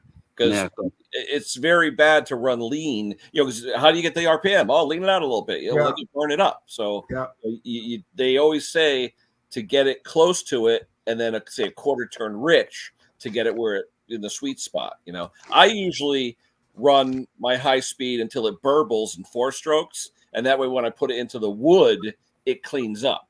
You know, That's what I do, Ken, on the chainsaws. Yeah. But he's right, though. I mean, if you lean the shit out of it, the tax says this, but if it's too lean, you burn it out. You want it to be a little bit rich before you start. Yeah. And also, if you're running, I actually seen it on, I can't remember which chainsaw it was. It doesn't matter. But particularly the trimmers, they run, and the hedge trimmers, they run with they're governed. There's a electronic governor in the coil. Yeah, and you can lean those out, and you can't hear shit. Yeah, see, like you said, it occurs So twice. you'll have to set them as per the shop manual in terms of, and I'm telling you, Brett, the little steels that runs 14,000 RPM. Yeah. You cannot hear the difference between 13,000 and 15,000, and 15,000 will kill it. Yeah, I have the little. See, Scott said it right there. You got the I have lean the side, little you got the rich electronic side. black guys. You just touch it to the plug wire. Yeah. Always err on the fat side. This way, at least. Yeah. But the thing is, those the ones that run so high, they don't four-stroke. When they are on, when they're not under load and full throttle, they don't four-stroke. I can actually get them pretty close, Klaus, because I know I can do it. I can do it by pitch. Don't get me wrong. It's not a pissing for distance contest, Brett. I know that you have an ear for these things, but I'm telling you, you cannot hear the difference between 13,000 and 15,000 RPM. You cannot. If it's something critical, I will use the tag. Because they don't four-stroke. Close, let's have a test. Let's get something set at RPMs, and then we're going to have Brett tell us how many RPMs it is. Have you tried Chinese money? If you fail, you lose your small engine mechanics license. I'm just saying. I mean, I had a chainsaw, one of those top. What do you call them? The one you can one hand operate. They run the O20T or the MS200. Yes, sir. Yes, I had that today. And they run really fast. And I had one. I thought this one. It's got a great pickup. It's got tons of power. It runs great. And then when I put the electronic tag on it, 16,200. Woo, baby. That means if I had sent it out the door, give the guy a week, the saw's dead, gone. Well, your human ear. Look what Scott said. 20 years old can go to 20,000 hertz, and at 50 years old, it goes to 12,000 hertz. Exactly. But this one here too. If you have a rev limited coil, sometimes it sounds like it's four-stroking. Yeah, when it's it always sounds like that. And you can lean it out so much you're going to hurt the engine, and you can't hear it. Yeah. So those have to be set as per the tag. And the shop manual on how to set it. But Brett, on a regular 12,000, 11,500, 12,000 RPM saw, you can do it by ear, no problem. You wind them up on a gen set. I do it with that with the tach because of the frequency. I learned that from James. Well, you can't hear anything on a four-stroke, so that's and that has to do with the output. It's got nothing to do with the engine, but on the chainsaw, it's all about the engine. I should film my neighbor across the street when he's cutting his lawn. He just came recently and got two gas. He's got the old classic Briggs and Stratton carburetor on top of the gas tank with the double. It's got the diaphragm and the gasket, right? Yeah. So we set that up for him, and we got it running. And I said, "Oh, I got to set the RPM for you." And he said, "Oh no, the RPM is good where it is." He's got the RPM so low that he can likely cut 10 lawns with one tank of gas. Yeah. But it's cutting the grass. Like, he's out there, and I hear it, and it's like on idle speed. But I got a question for Scott. If Scott's still listening, I put a coil today on a PAS 266 power head for an Echo. Needed a coil. It was like need a coil. Put the coil on it. Started up perfect, runs perfect. Got a rotary carburetor, a factory rotary carburetor that still has the plastic plugs in it on the high and low. It says in the manual that the max RPM is 9,500 on that. There's Stella. Hold on, Stella. It says that it's 9,500 max RPM on this Echo 24.5cc PAS 266 power head. When I put on the rev limited coil, it's blue, it's rev limited. Dealer said, yeah, it's rev limited. I'm able to rev it to 10.2. It'll rev to 10.2. And, run smooth, but goes to 10.2. Now, my question is, it's a rev limited coil. It's not bouncing off the limiter. It sounds fine. And I have a good tach, my DTI 20K tach. Should I take out the plug on the high speed and richen it to bring it down to 95? What you should do is that But here's the thing. On a PAS power head, you can put a trimmer end, you can put a brush end, you can put a vacuum end, you can put all different types of attachments on it. How will that affect the RPM too? You will always need to adjust it with then chainsaw. Yeah, Kenny, you always need to adjust them with the trimmer line. The load. Adjust it with a load. Yeah. No, I know. I have this trimmer on, the strings on it, and all that. But I could rev it, perfectly easily to 10.2, where 95 shows as the max. I'm just wondering if the rotary carburetor, I'd have to take the plugs out. No big deal. Should I adjust it? I would 9.5. But before I do that, though, I'm going to put on my 4 other attachments to see what they max out, because the hedge trimmer has a lot more resistance to it than a string trimmer. The blower is going to put more resistance on it. The difference between if we're talking steel, I don't know about Echo, but we're talking steel, between the regular trimmer head and one of those, what do you call them, blades? The pilot, you mean the one with the 3 knives or the metal? Oh, yeah, it's almost 600 RPM on the same setting. Yeah. Mm-hmm. So, more there's no air resistance in the blade. There is in trimmer wire. Yeah. So it's I will say that one thing though, Stella, hot damn, you look good in that shirt. Thank you very much. And Tom, I feel good in this shirt because I just got out of the shower. Tom Dolby says, "Look at all the gray hair." No, it's been a crazy long day, and I had to stop cleaning and scraping on the house because my neck and shoulders hurt after about 5 or 6 hours of that. So And I was going to complain about me painting windows, but I'm just going to store that.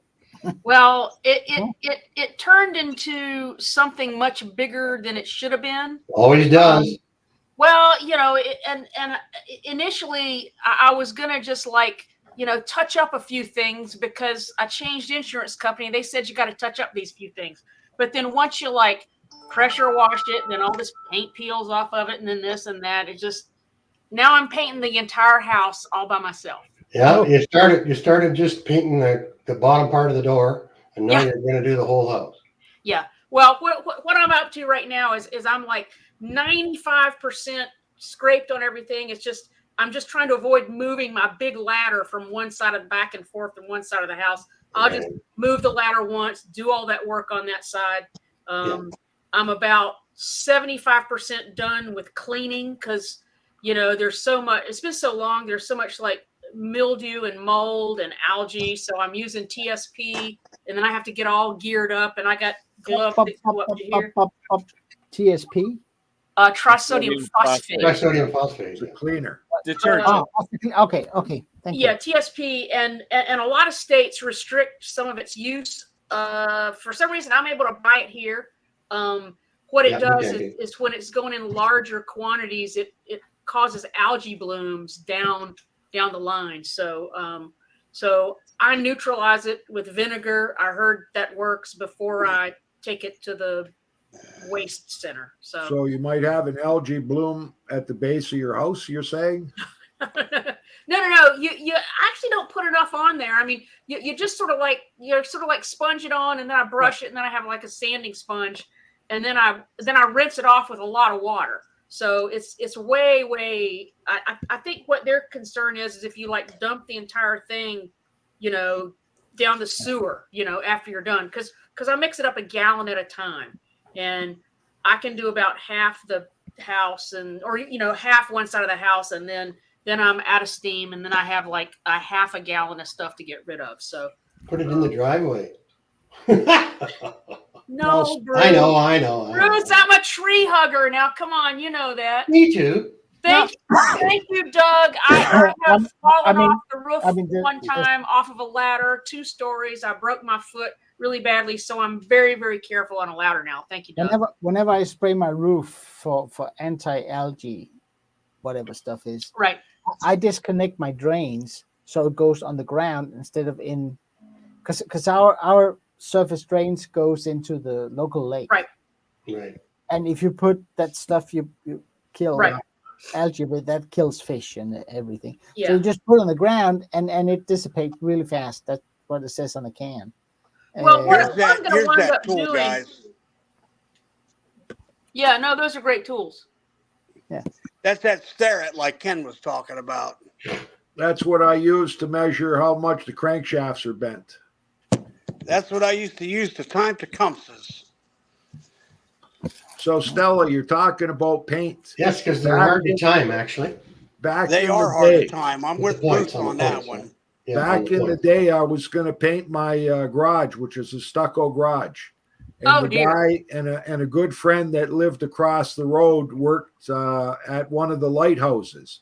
And he said, I got a 20-liter pail of the paint, the white paint they use on the lighthouses. Do you want it? He says, it's been sitting in my garage forever. I just went, that was likely in I'm going to guess I painted that in 1980. I just did a service for the lady that lived next door to the old house. You know, that has never been repainted, and it still looks the same as the day I painted it in 1980. Did you spray it on with a No, sprayer? I rolled it on. Really? Oh, Yeah, and well, it's some kind of a specialty paint. Like, it wasn't available to the public, right. but it was able to move. Right. It moves with temperature changes. And imagine a lighthouse is exposed to all that water banging against it and all the ice and everything. We don't have ice against the garage, but I mean, that garage still looks like the day I painted it in 1980. Wow. Did you happen to paint it on a cool day? Because that that. helps. Yeah. What's that? Did you happen to paint it on a cool day? Because that helps. In the shade. Yeah. Painted when it was shady. Yeah.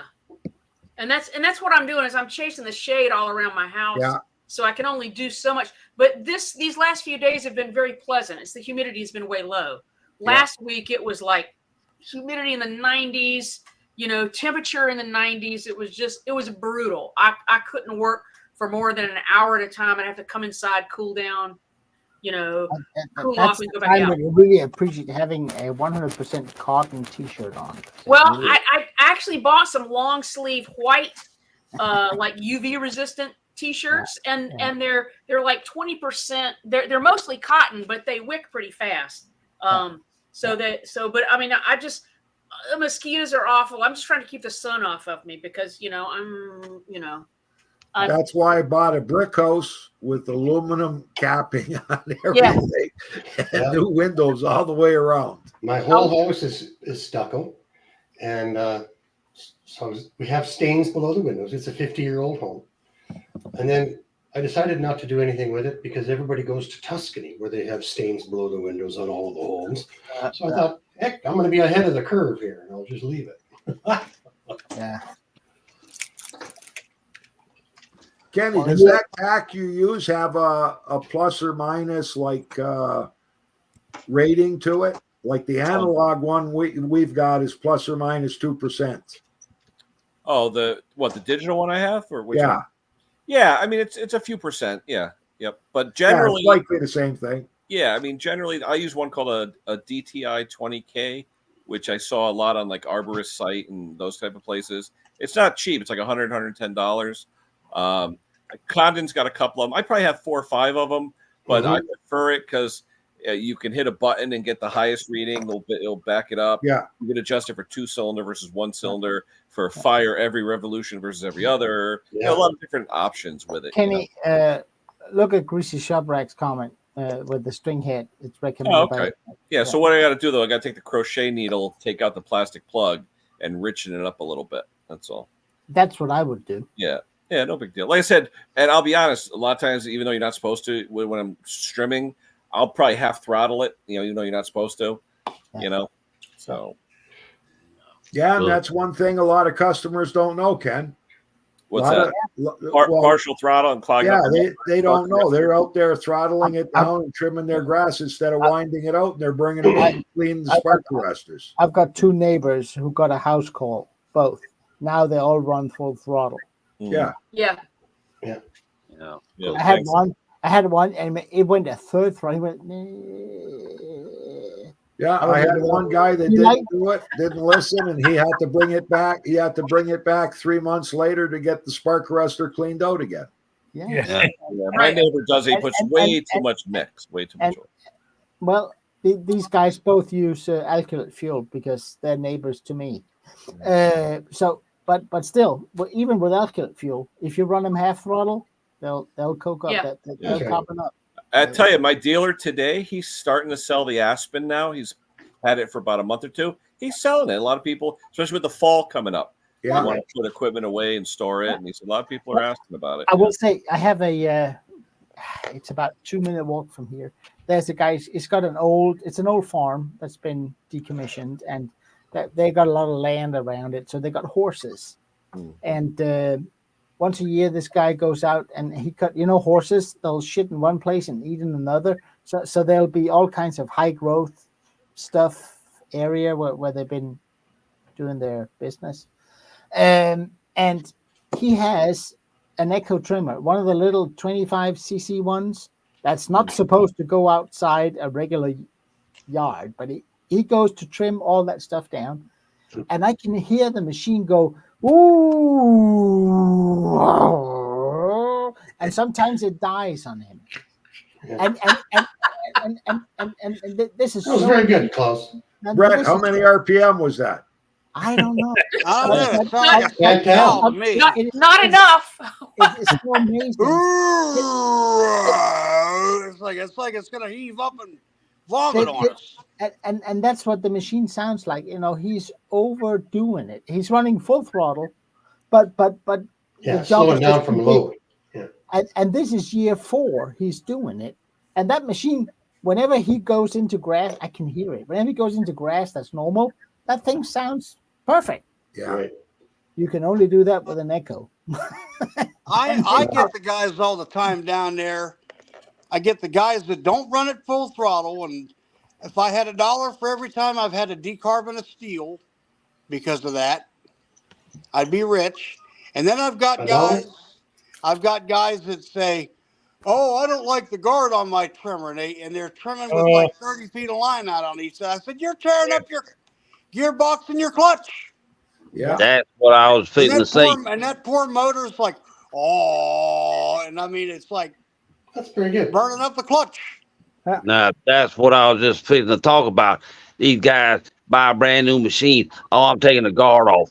Okay, when that thing burns up, you're going to have to lie to the shop, and they're like, you're going to have to make your guard look dirty before you take it back. The thing burned up. And they look at the guard like, oh, you took the guard off. That's the reason it burned up. Because the thickness of the string, the shape of it, and the, what else? Like, you don't run a freaking weed eater. The amazing thing is that little echo. It can be so overworked, and it still runs great. Yeah. I mean, it only echoes can do that. It's amazing. Yeah. Because I said that would kill a steel. Absolutely. Yeah. I've seen YouTube videos where they say take the guard off and this is what you do and all that stuff. Yeah. I say that's bullshit. Well, the one guy argued with me.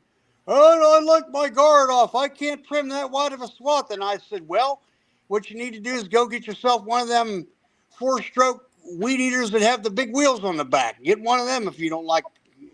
Yeah. Well, how about otherwise, I told him, I said, I'll change clutches for you, but you're going to pay me every time. I've had a couple of customers come in complaining that the machine didn't have any power.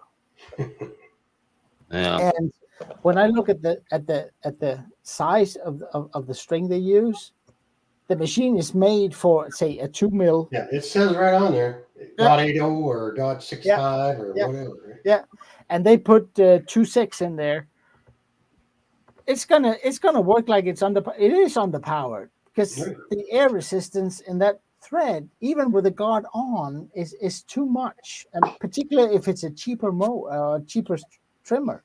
Trimmer, yeah. Yeah. So whenever I've had those in, I go, yeah, I'll look at it, and I change the wire, and they go, oh, that wire is too thin. No, well, not if you want to run. But you know what? It should be as thin as possible because you want your blade on your mower sharp. So a thinner piece of wire. But some of the newer strings are like 4-sided, like razor blades. Yeah, but I like the square. Oh, I like the square line. I like the square. But but you measure the square line from edge to edge. Right. That's important because that's not across the narrow part. Because the square ones actually create more air resistance than the round ones. Yeah. Yeah. Because of what I run. And I asked them when I bought the strimmer back in 2002, I said, what's the biggest line I could run in this? FS85 with the auto cut 2 head you could run 105, and that's what I run. What's that in millimeters? That's big. Oh, that's the spiral stuff. Yeah, I had a guy bring me an Echo, and that stuff kept it kept winding back on itself. It was very odd because of the way it was. I don't know if he'd run it in the other way, maybe the flukes would have turned against each other. But I pulled that off and just put some regular old, square edge line in there. Right. But yeah, I didn't realize that was Echo line. That's interesting. Because when I bought my, there's a couple of different. You got to be careful. Yeah, because when I bought my Shindawa T62, it came with the blue twisted line or something like that. Because I have Echo T62. That color doesn't mean crap, Robert. No. Besides. Well, I have the Shindawa T62, the Shindawa 302, the Echo SRN 225, and the Echo GT, the curve shaft, on the Craftsman tractor. Yeah. Say it right, Ken. Craftsman. I had to do it. Yeah. I got Oh, yeah. But how many people leave their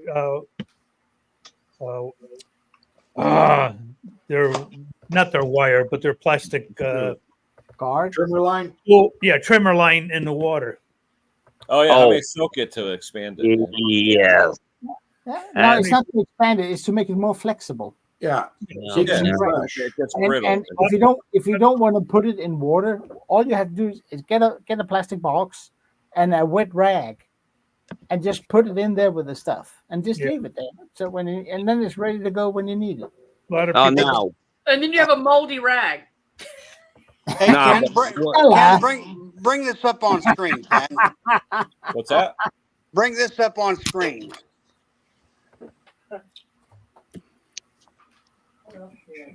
That's pretty big. 5,000. That's pretty big.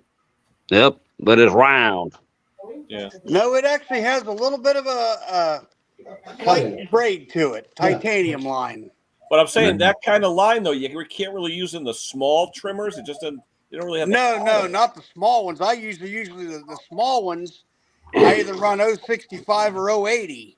Yeah. But the bigger ones, like mine, I'll throw this in there. Mm-hmm. 495.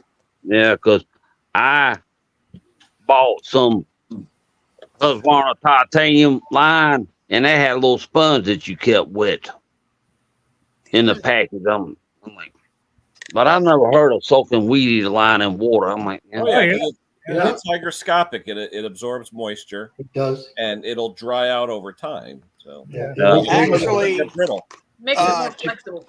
Yeah. Haven't you ever talked about that on one of her videos once? Yeah, but haven't you ever found a 20-year-old thing, a trimmer line? You go to pull it out, it starts breaking all over the place. Yeah. It just gets brittle. It's like the dashboard. Oh, mine don't last that long. I wonder if I take a John Deere riding mower hood and I soak it in water, will it stop it from cracking? No. A John Deere riding seat, they crack in the factory. Yeah. That's right. oh, somebody did a video. They took a ride mower seat and they took a heat gun to it to get the wrinkles out of the fabric, the covering. I'm like, I put a yellow seat on mine off. It wasn't OEM, and that was 7 years ago, and it's still good. Mind you, I cover it with a black plastic bag every time, too. Yeah. I don't know if you can see the texture of it, but there's what it actually looks like.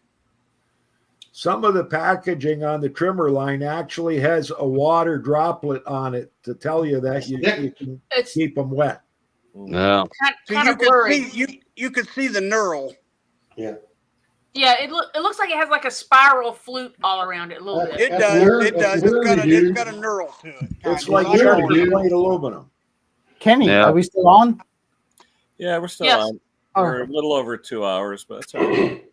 Oh, now my gravy wheel weed eater, that thing runs 155 line, and I bought the rotary brand that was square.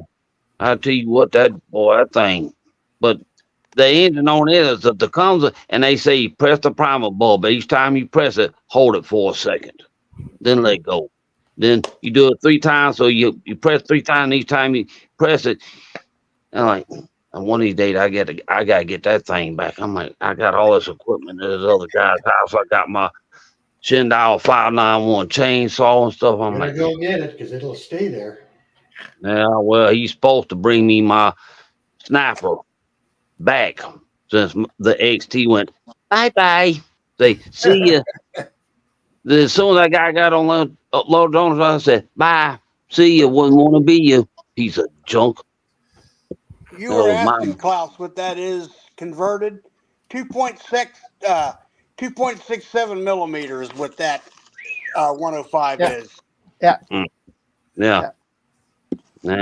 I said, It's stout. It'll. But it's steel amazing I that got, that thing will about take a rose bush down.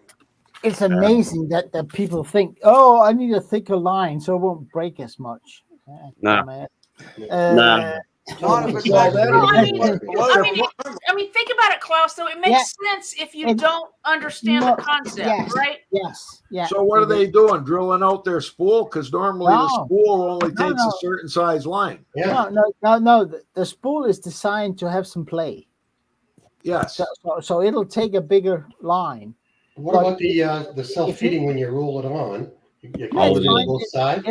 It'll work. I mean, if you have a machine that runs a 2 mil line, and you put a 2.6 in, it'll be fine. It'll go in. It'll go out. Yeah. But if you have a very weak engine on it, it'll run like it's down on power. Yeah. And it is. You're not gonna run that stuff I've got in a Featherlight. No. I don't know what Featherlight is, but that was the cheap $79 weed eater they used to sell. 60. Okay. 80's too thick. I just parted out a Featherlight. Yep, they ran those 65 and then from the factory. Yeah. And the other thing people come in with that, I'd like to have a blade on mine. Yeah, dude, you got a curved shaft. It's not going to happen. What do you mean? That inertia, that's going to break. That's stress on the cable, cable. It's going to kill it. And if you're lucky, it's not going to kill you when it comes off, because it will come off. Okay. Now I am going to go work on a stop cable for a quantum engine. Ooh, I gotta go. What kind of engine? A quantum MTD quantum. Oh yeah, nice. The good engine. That's classic work, Bruce. It's over 2 hours, so we're gonna call it quits for today. So, Kenny, nice seeing you again, Stella. That was fun. Thanks for having me. Bruce, Robert. Thanks to everybody in the chat, especially Scott and all the heavy hitters out there. Yeah. Take care, Scotty. We'll see. Look who just showed up. All right, we'll see you later, guys. Take care.